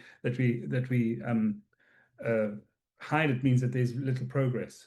So the moment you do something and you actually share what you're doing, you're opening up your own process to the most amazing things. And I would say that majority of my work is collaborative. I love my studio practice alone, but the majority is doing it with others, because if I do it with others, not only have I got an immediate mirror, because I'm constantly looking over my shoulder thinking what's going on, or a philosopher who's commenting, but I have a need to be open enough to receive and give, and to receive and give, and to receive and give, and that just it just breeds most amazing new ideas that then just feed me, that I don't have enough capacity to deal with afterwards, which is the other frustrating part. But so if one takes that into a societal structure, and you think, again, places in need for survival that rely on their neighbors, that need to pull together to make something work, that have to kind of break the system in order to make it work for them. It could be infrastructural stuff. How do you get to the water if the tap has been turned off? You have to dig up and then hack the thing and then put two pipes, and then suddenly you're building your own contraption around cleansing water that you wouldn't naturally get from the state or whatever. And you come up with the most amazing things, and then that thing gets marketed on a market somewhere, and it's sold internationally for millions, and suddenly there's an industry that comes out of a need. and this is just many. There's so many stories like this that come up in industry, and we celebrate those there. What we don't celebrate is how we got to those processes. We forget that it comes out of complexity. It comes out of survival, and I mean, hello, we're living in a context where we're around the corner from a lot more than we can imagine, in terms of questions around survival, and yet we have such a difficult time revealing our processes for them to change, because we're so guarded. And so the doing part is, I think, a shift in that lifestyle to say, let me reveal how I'm doing it so that you and I can learn together, as opposed to just protecting myself from that which could shatter my little world. Yeah. If we take the process as a transformative journey as well, then you have to give people enough framing. So if if you're not into art, you go into a contemporary art museum, and that this is a real example. There was a plastic mushroom in the Pompidou, and I came back from Paris and told Marcus, you know what? There's a plastic mushroom in the Pompidou. What is the plastic mushroom doing in the Pompidou? And he said, this is an artist whose work I know, and this is the process behind the whole thing. And I could actually understand it, but the museum doesn't do that. There's just a little plaque. It has the name of a famous contemporary artist with a plastic mushroom, and this is not a useful way to engage the public, in our opinion, because, I mean, if you assume that the average public is as dumb about art as I am, because it doesn't, it's true that art is about the engagement of the public with the art, whatever you make out of the plastic mushroom. But what do I make out of a plastic mushroom? I mean, not many useful things in that very moment. So can we not help this sort of process along? And this is exactly one of the things we are probably finding in the zone between art and science is sort of new framings that make the art tangible, make it have an impact, and at the same time also the other way around. Why do we learn so much about all the problems that we have from science, but we don't act on it, right? That's not a problem of science. That's a problem of reframing how we deal with the insights that science gives us. So I'd argue that mushroom is super important for many other reasons, whether you understand it or not. But it's like so many works within a system. Let it be. It can exist, and it'll feed that group and that knowledge system, and they will inform each other, and that should evolve. I'm perfectly fine with it. Just like the international art market, just like the scientific research that's happening in various corners of the world. Let that happen, but let it not be the only thing. That shouldn't get that mushroom in the Pompidou shouldn't be given the status, the money, the recognition that it gets just because it's a plastic mushroom. It should be put next to something or acknowledged for the other thing that gives it life. So what are the thousands of millions of community projects that have been in our existence that have changed lives through the arts, where you can actually say that should also be put onto a pedestal and celebrated for what it is, or where an incredible collaboration between an artist and a scientist, I'm not talking about ours now, others, making incredible strides in innovation. Why is that not standing on a pedestal? And I think, again, the ecosystems that exist can continue to exist. They serve a certain network. They generate a lot of money for people. They feed people. They build something. But the problem is that we are focusing at the moment all of our attention on that. And I'm really interested at the underbelly, the alternative stuff coming, and the real mushrooms popping up next to the plastic mushrooms saying, hello, we're also here. What does that mean? You can't see the one without the other. And so I'm more and more interested in how do we present ourselves in these institutions, because up until now we've not been too concerned about invading the institution. We've just said we're the zone between these spaces. We are the space where we want to explore. But sometimes you need to kind of place the fungi into the storerooms of the museum for it to spore, and then let's see what happens. Which most paper conservationists have chased me out of museums for that reason. But the idea behind it is, as we take the next steps in creating these trust relationships in these shared studio spaces, we need to also manifest these spaces in the institutions, in the Pompidours of the world, where people can come to a space that is usually considered a certain kind of space, coming back to context and space, and break out the walls and open it up for make it more permeable, not only in the physical sense of it, but actually in how we approach it. And again, it's a reference I can't help being in an urban transforming Johannesburg for the 30 years. The amazing relationship people have with buildings and walking past a museum and saying, I thought it was a prison, or kind of not having access to spaces because they are squatted illegally. And then once you realize the ecosystem that exists inside there for a matter of survival, it's been about a very ingenious way of redesigning architecture that was imposed as a colonial instrument and then has become appropriated, but in such an incredible way that you realize that we as humans do need to sometimes burrow ourselves into the very things that have conquered us in order to kind of eat it up from the inside like termites, reappropriate it and transform it. Maybe it has to collapse. I mean, coming to this idea of teaching, Yogi mentioned earlier, I mean, I was giving a lecture series in a university in Port Elizabeth in South Africa, in Quebec, and the students in front of me turned around and said, you're lucky you're an artist and you're coming to us creatively and you want to talk openly, because if you're a professor, we must tell you must stop professing because you're coming from the wrong place, as in, and once you acknowledge that and you recognize that and you obviously this is a very complex space, decolonizing the institutions, trying to figure out what it means, but it's amazing it's happening. The students are doing it. The people in the institutions are asking these critical questions. I would say the museums are also doing it. Curators are thinking of alternative shows and etc. So it is happening. I would just love to see these trust relationships of process being much more integrated into these spaces.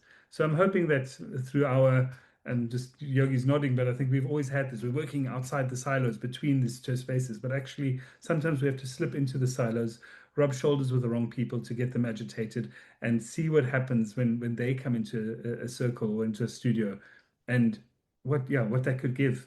And it's just a nice provocation. Yeah, and maybe not always only between the silos, but there's a whole space holding them. There's a whole surrounding context that you are too, and that already includes the silos, even though you don't have to smush them into each other. I mean, that's part of that idea too. And what I hear in both of you is this that kind of communal space exploration, which doesn't necessarily have a beginning or end, but is always a zone. I mean, there's only so much, like your sensory kind of cone or whatever, like your sensory kind of way of being is going to be the zone together. It doesn't necessarily have to be between, does it? Or I guess I'm also thinking about like in the essay on Love and Philosophy, you talk about when you're talking about the zone and about these projects, there's like this idea of doing that we've been talking about a lot, which is kind of like, I think we're sort of demonstrating the vulnerability becoming power actually in a way here in this conversation. But within all of that, there's also like the having and the being, which none of these are separate, but that feels part of this urgency too of and this like communal thing that you are doing. I mean, even with the art itself and the mushroom and the museum and the space, these are multiplicities too. I really like the idea that they can be what they are, but we should also have a way to go into different nested multiplicities of them. You know, Yogi should have a way to, and I guess he does, it's Marcus, of saying what the hell is this mushroom doing in the museum? Like, explain it. Yeah, He does so it without. yeah. He says it directly to the museum. I've experienced that, so it's not always a safe thing. I believe it. But I like that. I mean, I think it's part of the tension too of saying things as they are and figuring out how you can do that without alienating those who've made them or taking responsibility for them as they are. I think that's a hard thing to do. That's But it's the extremely, gatekeepers it's the very people that need X amount of papers that they have to publish, that need X amount of large ticket item names, that in order to protect their positions, and that's where it gets complex, because at the end of the day, the system has been built to protect those that are already in it, and you know you will naturally step on someone's toes, and somebody will have to be defensive. Otherwise, they're giving of their wealth and their accumulation of whatever they've got in terms of power. And we will always in society have that. So how do we go about convincing those people? And I don't have to even look at the politics of what's happening today, but to give up any of that power is almost impossible. So what do we do? Do we generate new power next to it that builds itself up, that they have no claim to, in order to create a society and a community that finds an alternative value system where the power is shared and differently accessed differently? Maybe that's a utopia, but either way, that's always what I come up against, is still the gatekeepers that need to protect their own environment by offering that which they know is accepted as a status symbol. Papers in, I mean, Yogi, you can talk about that in the scientific and philosophical space. The academics that have to prove themselves over and over again through the amount of papers they produce. I was for a second thinking, are we beneath? We're under the radar. We're undermining the systems. We're not between the systems, but I think the systems are undermining themselves. So we're not doing that. So I think the systems are undermining them because of their close nature and their inflexible nature, and things changing really fast in the world of today. What I find a much more useful framing is I agree with Marcus. It's not useful to go against the oligarchs in an oligarchy frontally, right? That's just going to get you in trouble, but without you getting anywhere. But there are ways around this. And one of them is simply to rediscover that we can refuse to participate, and that's a form of peaceful sabotage of the system, because a lot of these systems do assume that you play by the rules of the very finite games that they're playing, right? So actually stepping outside those games is hard to do in practice, and much harder than people imagine, but it's a very effective form if more and more people do it. I think also I'm really hopeful about the new generations the young generations doing that more and more, after at least 2 generations of complacent people. We have to say complacency was very strong in 10, 20 years ago, and now we're in a situation where things have to come out, and so then you can quote Milton Friedman and say, when the crisis comes, you have to be ready with the right kind of ideas, but you also have to be ready with the right kind of community in practice. So what we're building now is much more than just ideas. It's practices that we want we want to see people play, and that's important. They have to play in their own way, right? I mean, so we're not coming out with the Perspective Studio TM.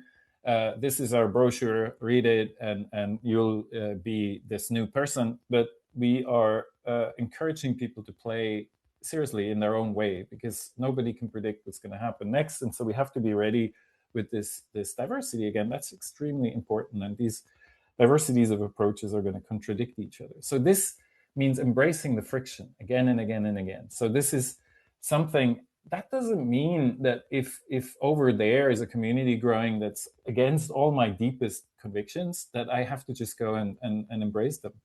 I can say, no, these people are bad people. I can use worse words for that, but I won't here in the podcast, and so on and so forth. But we have to acknowledge they're there, and we have to acknowledge, and this is the practice that we're trying to implement in the Perspective Studio, that we may have to collaborate with them if we want to have collective action work at scale. And so then we have to think, how can I do that without selling my soul? How can I actually keep my convictions and still work with people who I found literally intolerable in some aspects, but maybe not in this specific aspect? A very specific example here is climate change. We have large majorities of people being worried about climate change in every poll that's ever been done in every country on Earth the last 10 years. And yet people keep on voting for politicians that do not act or deliberately act against useful measures in that sense. And what's happening here is that we have a disunified group of people. They don't see how they can work together, and they don't see the usefulness of working together. So this is something where these sort of methods of getting out of your heads, don't discuss you don't have to agree on everything. You can even be angry with each other a lot of the time, but do something useful right now. and do something useful together if you can agree on that. It's called, John Rawls called this overlapping consensus. You find these patterns of overlapping consensus, and then you can take the evolutionary metaphor again and say, this is exactly how populations evolve. They all do, the individuals in the population do different things, and sometimes they compete with each other, and they do opposing things, and yet the population can evolve in very coherent ways out of that incoherence. So we call it coherence from difference, which is something that is often preached, but we don't see it actually happen. So that we learn how to be in conflict with each other again, in the sense that we can actually have the conflict. It was very helpful for me. I lived in Spain for 7 years, and the funny thing about Spanish culture is it's extremely rude.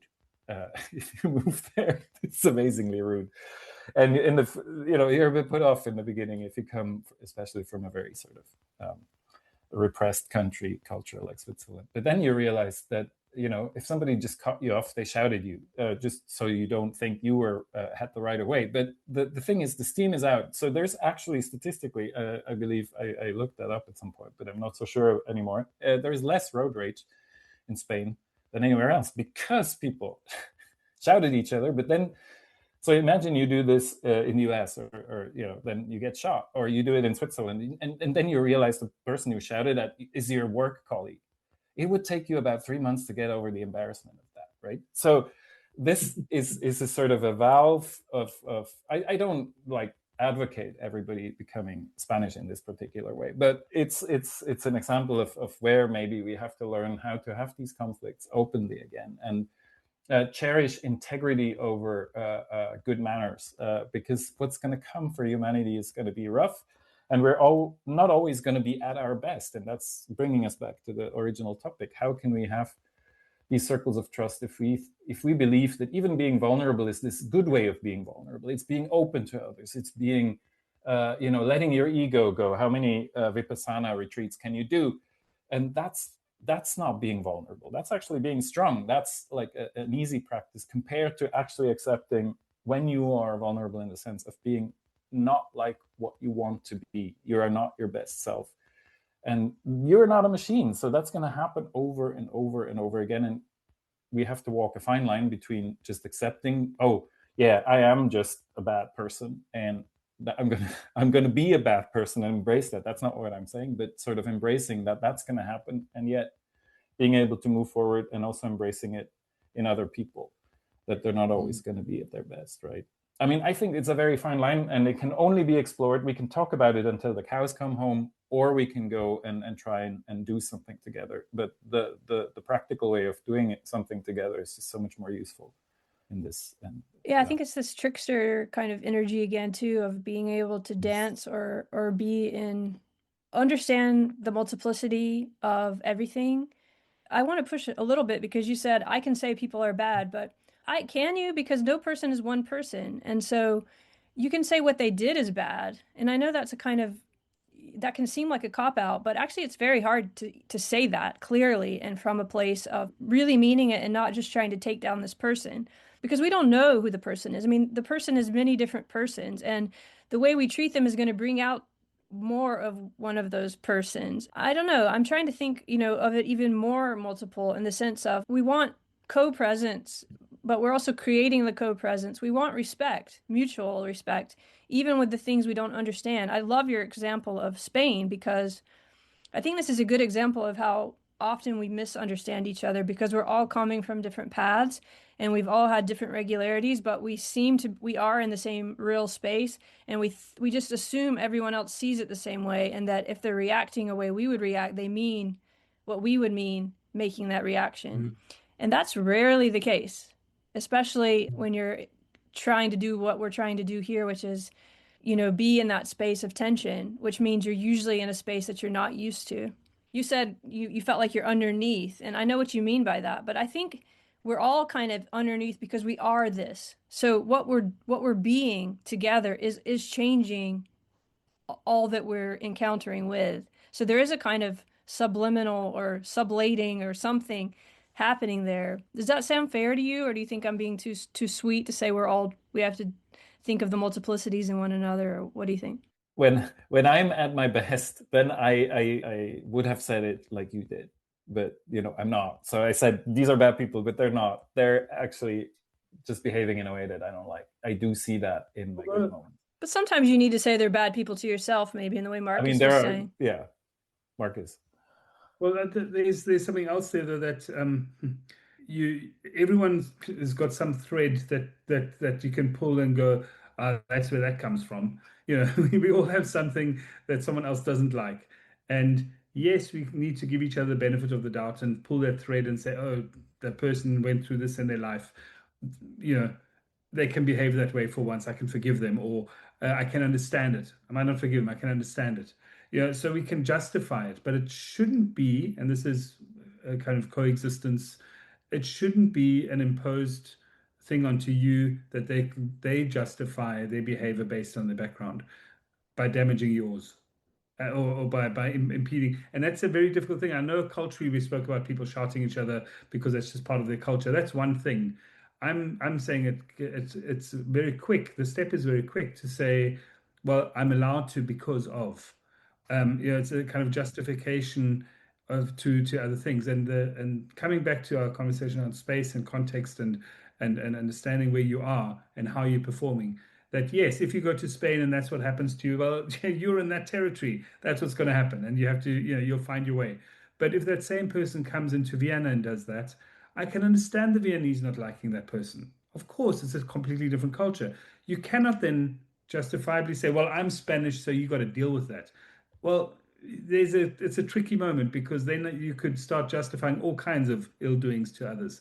And so I think there is, and this is what we have to learn as humans again and again and again, that we need to read our context in a little bit more careful way and understand empathy for others in that context in a different way.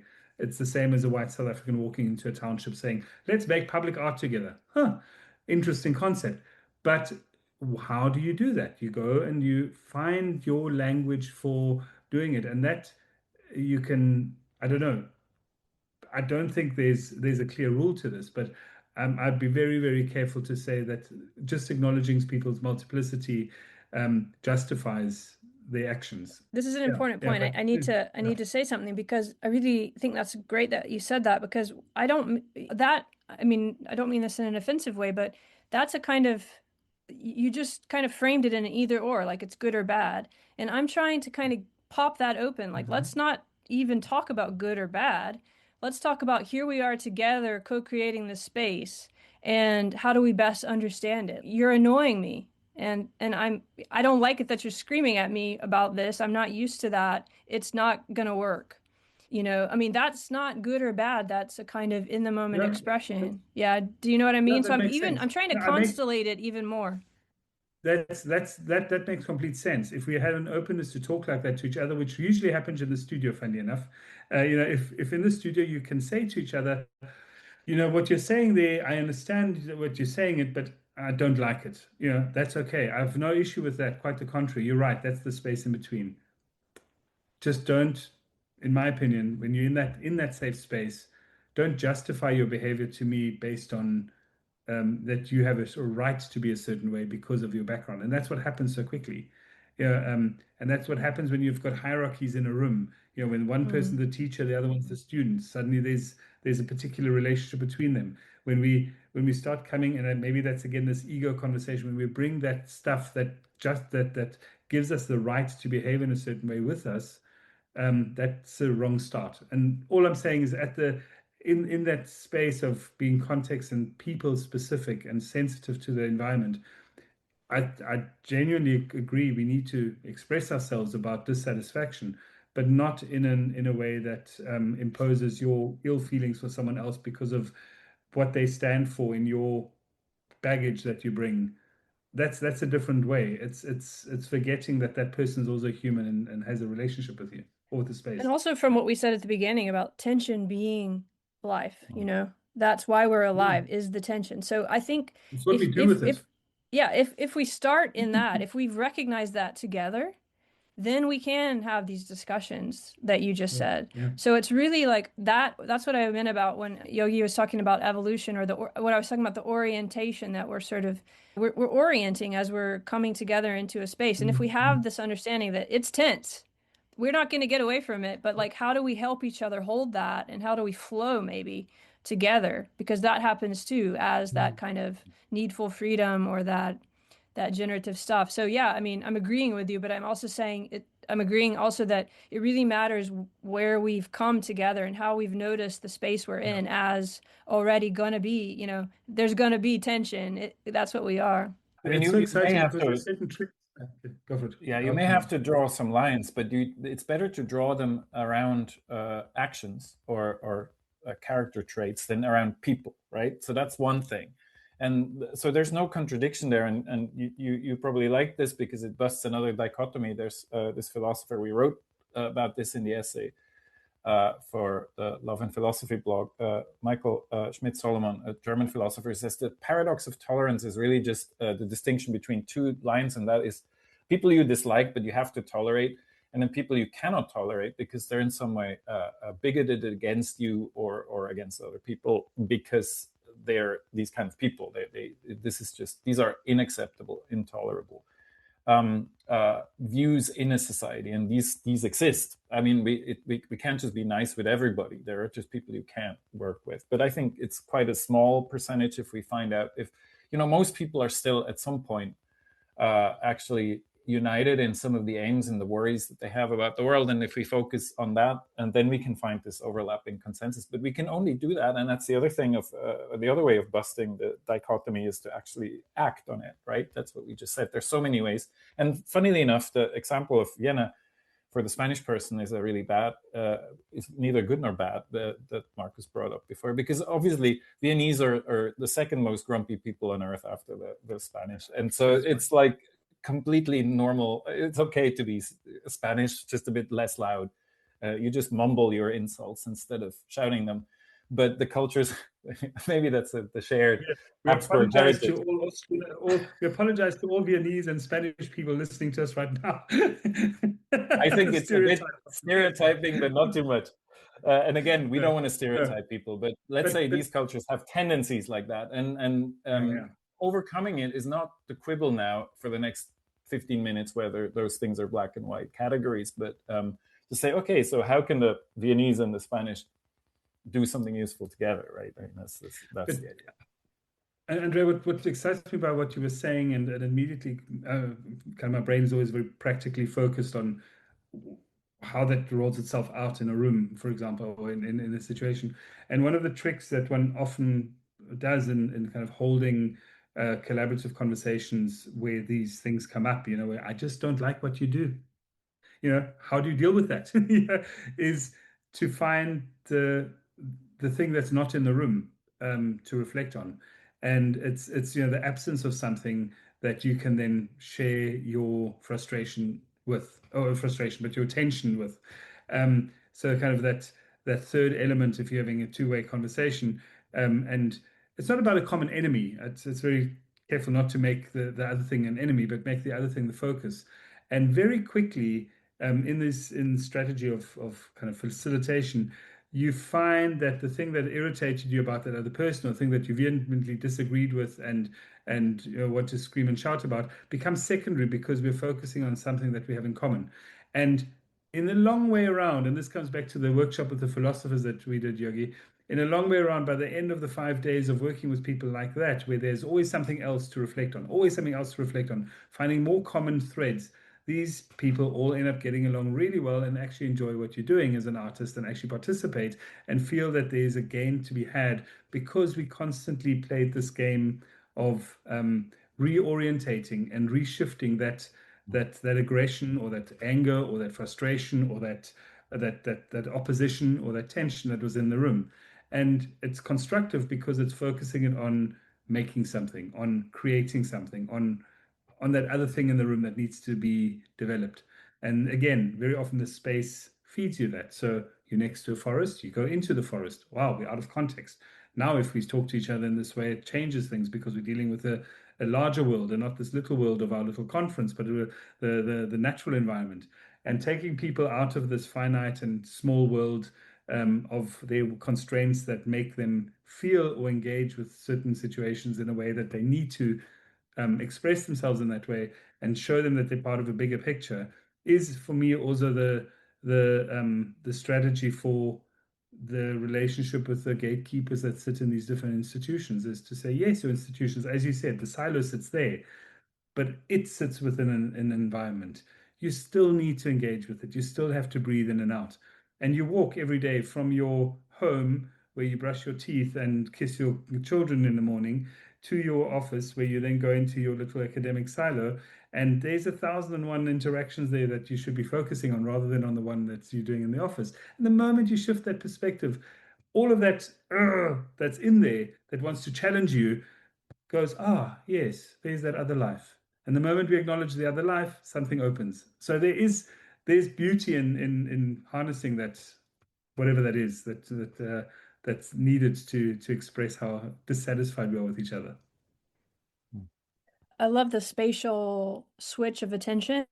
I found myself at a workshop this weekend sort of saying to someone who was expressing an issue, like a coupling kind of issue, well, have you thought about just like putting your attention on the space that's around you in these moments? And it went in a little bit further, but I realized that had come from Declan and Donnellan's idea, who was a playwright who I talked to Sophie about. Sophie Fiennes in New York recently, because he has this thing, he's doing Shakespeare plays, and he talks about the pressure that's outside the room that's actually creating the room that you're in. That's a beautiful switch of thought, right? That you see that in Shakespeare so much. The stuff off stage is actually what's creating the pressure that's on stage.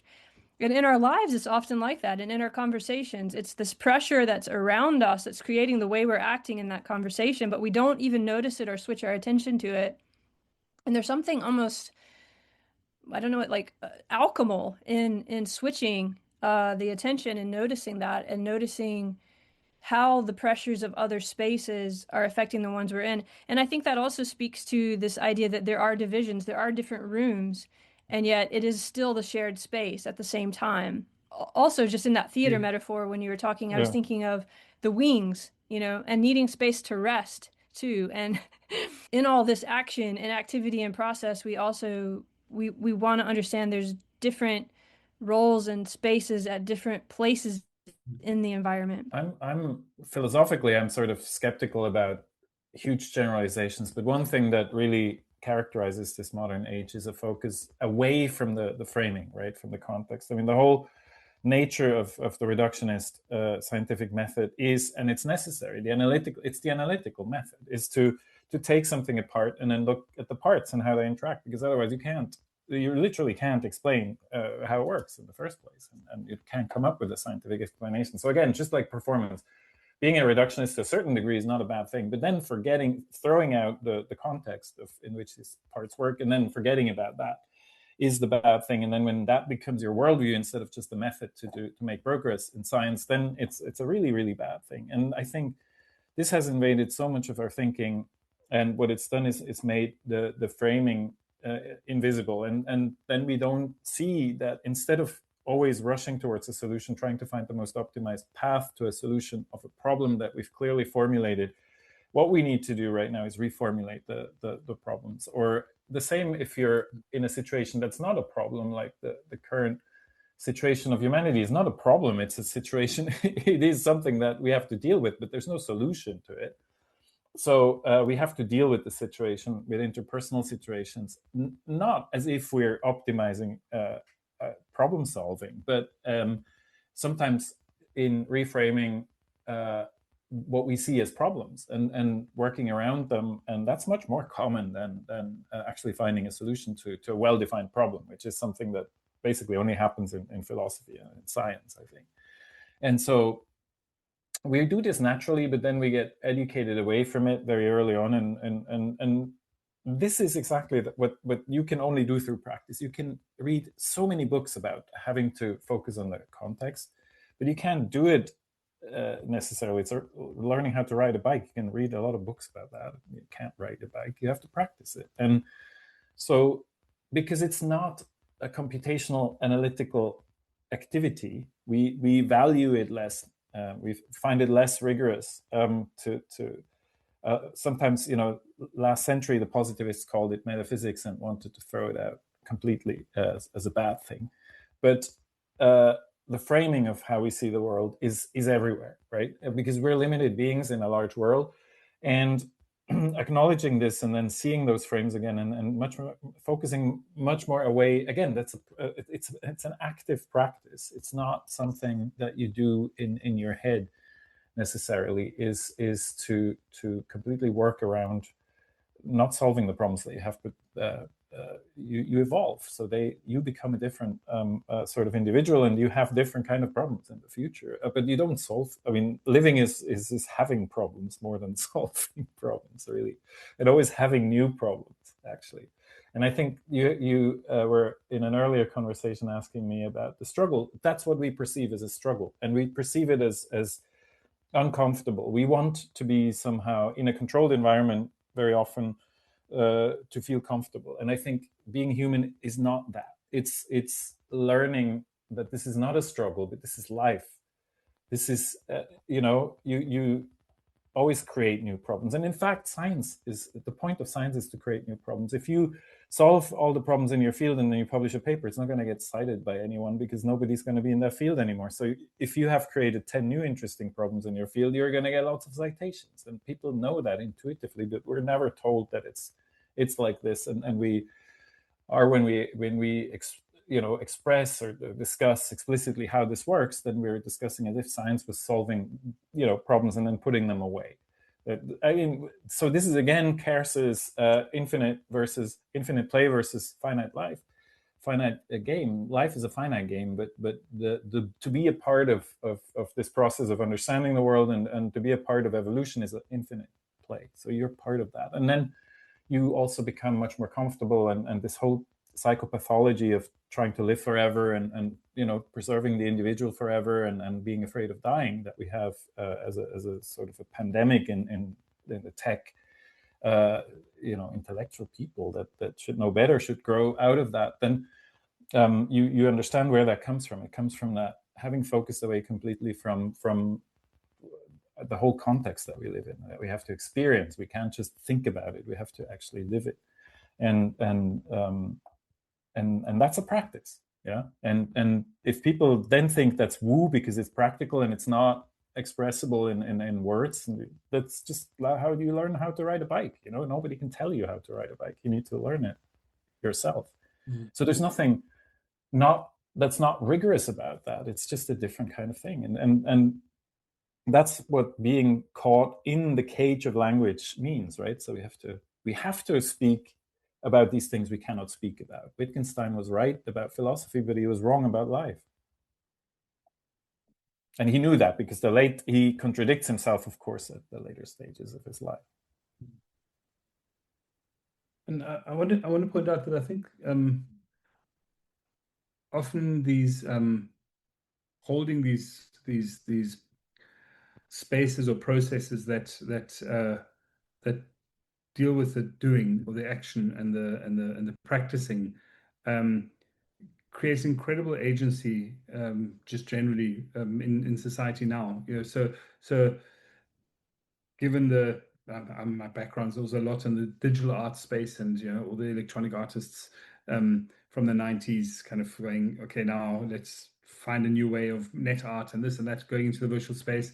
And we now are very deep in that space with AI and everything. It's all very exciting. But how many people have shifted back into a space of making physically is really interesting for me, of that same community. Is this recognition that there is a need to show that you can make, not just with code, but actually with your hands, to yourself, in order to reflect on something. Now, there's many things we can talk about here, but the one thing that really interests me is how many people are turning to each other to say, hold me and show me. Let me experience that. How do I do this? How do I do this? How do I reintegrate myself into a life off the screen? How do I play with it? We go to farmers to help us plant things. We go to crafters to help us show us how to draw again. Whatever it is, cooking becoming this thing that why do people cook now? It's just because they want to feel like they're achieving something that they can complete in in one session and have made something that gives them success and happiness. are off the screen. And I think these are wonderful things. And what's a new economy is evolving for me that I find so interesting, like an economy of agencies to help people do that, to kind of shift that attention into a way that there is, I don't know, there are always these parallel worlds that emerge when something shifts. And coming back to what we are doing, and say all three of us, not just the Perspective Studio, but it's drawing attention to these spaces, to these encounters, these ways of doing things. And I really think that this is not just something to make us feel good and find a tribe and connect with each other and feel vulnerable together, but it's about a form of shaping, as Yogi said, a language of doing, which is very different to a language of speaking and contemplating. It's maybe something that one day will be in a dictionary of a different sort. And in a way orthogonal to the from, having and being. Yes. Yeah. Which is another problem, but it's sort of it's aligned, but it's sort of orthogonal to that. So that's interesting, actually. I really feel this too. I really see this happening more and more. I mean, with our collaborations over the past year or whatever, but also around me, people really moving towards very different ways of thinking about what economy is, what success is, what we can do together, even what we are as people in the way we've been talking about here. And that's why I feel it's really important to kind of, stay with this, right? To commit, because we've talked a lot about moving around in different spaces and so on. But before we go, I want to get to there's a commitment to this too, right? There's a commitment and a kind of intimacy that's maybe not as easy as it might sound here, even though we've been talking about how difficult it is, that, you're still yourself having to deal with yourself. And we all have things that are hard, these darker things in our life that are hard for us to look at, which we did talk about, and trying to put light on that. And I think what I was hearing in both of you just then is that once we can understand that as part of the tension, we can help each other feel comfortable enough to look at that space. And that's part of what these new groups are. A lot of our hangups about money and success really come back to not being able to look at the dark stuff. So I was kind of seeing that connection, and also the skillfulness that we're practicing. And it's not woo, it's actually a development of skills that are different than the ones that have gotten us to where we are right now in the wider picture. And that what's more important or more scientific really than trying to do that kind of experimentation. So I just want to bring that up at the end. And I also want to get to these words, which, like care, I've been talking about caring. And that's one of those words that people immediately kind of shut off when they hear in certain contexts, because they think it's so soft and sweet. And love is another word, but it's tied up with what I was just saying about the commitment and the intimacy and the darkness. And I'd like to hear what you think about all this I'm saying, but also kind of to get to those harder words of care and love. I know you talked about tough love on this podcast before, Yogi, and people really like that. I think we've gotten into that a bit, but I mean, I want to go even deeper, even I'm thinking of how this actually feels in your real everyday interactions with yourself even, but go wherever you want with it. But I just want to bring up those words. I'll give Marcus the last word, but for me, this is sort of you cannot go back. So the question of commitment is very simple, because once you see these frames shifting and they shift for you, this is like this philosopher in Plato's cave. You've gone up, I mean, not into the abstract world like in Plato's cave, in the cave allegory, but into a different space, right? That's the most important thing that we can still take out of that 2,500-year-old example, and say, you cannot go back into the cave and pretend that you've never seen the light. And of course, this is also an allegory for all kinds of conversion examples that are of a spiritual or religious manner, but it is this sort of experiential. You don't have to be a religious person to have such sort of experiences. This is simply transformative learning. And this is what at the core transformative learning means, that you see the world literally with different eyes, because you're this sort of organism, and we have a scientific theory, and that closes the loop to what I said at the very beginning, that is constantly changing its organization, and otherwise you wouldn't be alive. So it's absolutely part of your identity, paradoxically almost, that you constantly change that way. and that you change as much as the environment you're in the adaptation process.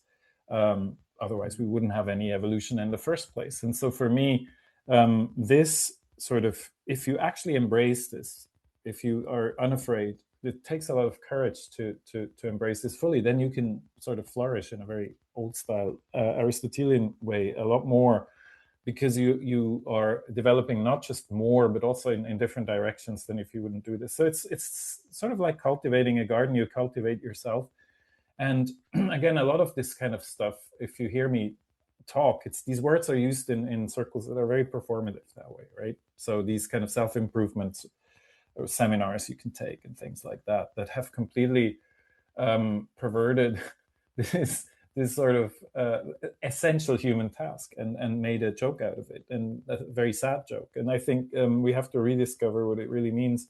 You don't have to turn religious or become a vipassana meditator or whatever, but you just have to pay attention, like Marcus says. And for me, this is a work of love. And then to come back, we have to mention love, I know, is, as I said, expressed in the essay, the other essay that we wrote for your blog. Love it's labor of love. So basically, doing this and appreciating this in other people, that's what love is. That's sort of trying to see the person behind the persona, right, and still accepting them after you've seen all the ugly parts, the shadow. Then you can start going on your journey and develop together, but not before that. Marcus. Yeah, you said giving me the last word. That's exactly what it's not about. So I don't want the last word, because I would never want to assume that there is a last word in this kind of process, because the because it goes beyond the words. Anyway, the care part is really interesting for me, because the relationship of empathy, I often use that as, and vulnerability, and care are so intertwined for me, that the anecdote of receiving the experience of receiving something, I would like to share as a kind of an anecdote. We're working on a short film, and I'm in Johannesburg with Anati Konjwa and Mika Mbanganya, two performers that Bronwyn, my partner, often works with, and has done a lot of work with us as well.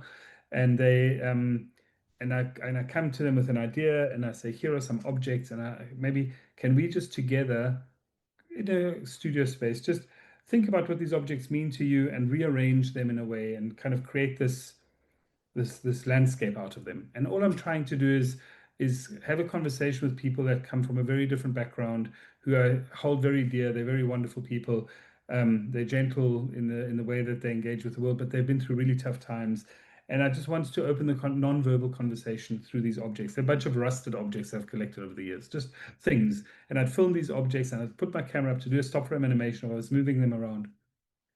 And Mika picks up this piece of metal and takes the other one and starts tapping the one against the other, and starts playing, percussing, and making the most amazing soundscape of percussive performance.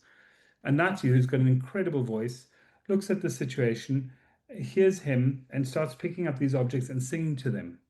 And next thing, I'm standing there completely disempowered. I'm a visual artist. I've got no voice to speak of, and my sense of rhythm is so. And here I am, completely flooded with tears of this incredibly immersive experience that they've given me as a gift, as an answer to a question, to a provocation I gave them, where they went as far. I mean, this went on for quite a long time, and we went into they went into this incredible trance-like space in their music, which I found out afterwards had no particular meaning. It had no particular thing other than a response to these objects. And we spoke about it afterwards, what these objects meant, etc. And we then used the sound in one of the films that we made as the zone and in our project. But that care that I got in that moment for that emotional state I was in, you cannot put anything to that. The fact that someone went deep into themselves, brought out whatever history, memory, feeling, emotion, etc., and their craft that they do, and give it back to me, whether I understand it or not. We completely gelled in this world it was one of those moments. So coming to this space of love and care, I think it's how we go about with that which we don't understand. They didn't know what I really wanted. I didn't understand the world that they're in, and they were able to transform it in their own way into something that's meaningful to them, and gave it back to me and offered it back to me. And that offering, that holding of this something, this gesture, was just completely moving. And it's nice to remember this now in relation to this conversation, because so much of what we're dealing with at the moment are these crises and these tensions and this and this that. But we forget that everyone takes this stuff on and still molds something beautiful out of it, whether it's in the form of a text, food, whatever it might be, a smile, or not, or a tear. It doesn't matter, but it gets molded into something. And I think the best thing we can do is care for that transaction and that which comes out of it. And that's what I feel is, I guess, the currency of what we're doing, and of the state that we're in, where it becomes intimate because we're willing to share something in a language that we don't necessarily understand, and therefore tap into something very deep inside us that we can't articulate. And when you're in a room with people that from different disciplines, you cannot but try find that other language to connect, because a lot of words that the philosophers say I interpret completely differently. I hear the sound, but I might not understand the same words. And similarly, Anati and Mika saw these objects that I thought would be amazing installation, and did something to them that I could never imagine otherwise. And anyway, I think that's the love and care in this transaction. And I think what happened today in this podcast, I've like to share. I mean, I'll do this because of my stupid background. But anyway, I'll share it later. that the drawing that you see behind me is manifest into a new drawing, and notes that I go and look back at and just remember the feeling of this conversation and the essence of what it meant. And I feel that in itself is I guess the space that we're occupying. I don't know if that answered your question, but I just had to share that.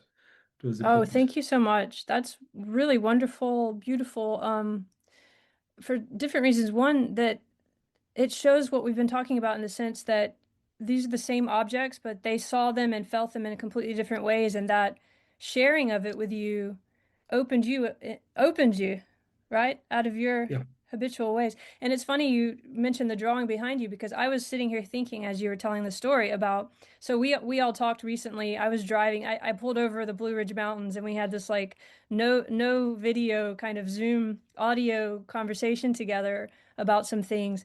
And it was just one of those moments where we were just kind of, I don't know, letting the conversation happen. And it had been a long day for me and a long weekend, not in a bad way, but I got home later that night, not home. I got to my next place stop later that night, and there was an email, from both of you saying it was a great conversation. And there was this drawing, which is behind you now, Marcus, that kind of popped up on the screen. And I was kind of exhausted, and it had been this long day of driving and a lot of things. But something about seeing that you had been drawing that while we were talking, and that you then shared it with us, and not really getting it in the way that you just spoke about your friends, but it just did something to me. And it was a kind of emotional, I even told you that, like, I had this kind of emotional reaction to it. And I don't know what that is, but it did show me that there's so much going on in us when we're conversing and when we're relating that we don't get, that is getting us, becoming us, and that we can't maybe put into words, or we don't need to fully understand. But so, those are the moments of care, that we are just being ourselves and taking the risk to talk and to share and things like that. They seem so small, but I think maybe they're changing much more than we think. Yeah, much more than we can even put into words. So I just want to thank both of you for being here. And if there's anything else you want to share about your work, whatever, before we go, now is the time to do so. But I'm sure we'll have more conversations in the future. But anything that comes up before we go that we didn't cover, or anything about any of these topics? I think it just should be an acknowledgement of this wonderful conversation, and the fact that I cannot wait to have you and whichever listeners are keen to join us in a studio together and explore these ideas in person, because I think that takes it to a whole nother level. Yeah, there's not much I can add to that. Just thank you so much for engaging with us over the last few months and now in this conversation. And I hope this is to be continued very much, transforming us all. Yeah, me too. It'll be fun to share all of this with other people and do some things in person together, and also for the two of you to continue on in your projects as well. And I'm happy to be part of this. And yeah, till next time then, everybody. And thank you. Thank you. Thanks so much. Thanks a lot.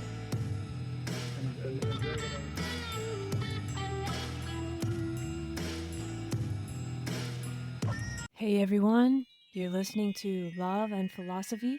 This is Andrea Hiott. I'm a philosopher, a professor, a student, I'm a walker. Every now and then, I'm even still a poet. I'm trained in neuroscience, and I love the hippocampus, which is a little seahorse-shaped area of your brain known for memory and movement. For over a decade, I've been working on a philosophy of mind that's navigational. In a nutshell, that means minds are ecological, they are bodily, and their actions, they're dynamic. They exist beyond brains, even though brains are definitely important. So that might sound kind of wild to some of you, but it's actually becoming more popular and prevalent in the cognitive sciences. And there are so many people who have been working on ideas that inspire this, that actually are the very basis of this, and that a lot of people still don't know about, relative to embodied cognition, to participatory sense making, to all kinds of wonderful ideas. And we explore those here. It's about the way making of everyday life. You can find a way in no matter who you are, no matter what you like, whether it's art, whether it's music, whether it's theater, whether it's analytic philosophy, phenomenology, brain science. It's all here. There's a little bit of friction. We're friction friendly here. There might be some things that are hard to understand for some people, easy to understand for others. It always shifts. And by hard, it might just mean that it challenges your ideas a little bit. That's part of what happens here. It happens to me too as the host. So the only rule we have is that you care. It's all about caring here. We really care about these subjects and about trying to understand the world and about getting away from all the nonsense that tries to grab our attention and direct it in places that aren't healthy for us. Come to it with care. Come to it with an open heart and mind. We look forward to meeting you here and to helping you find the right path in and to learning from you as well. Wishing you lots of love and philosophy.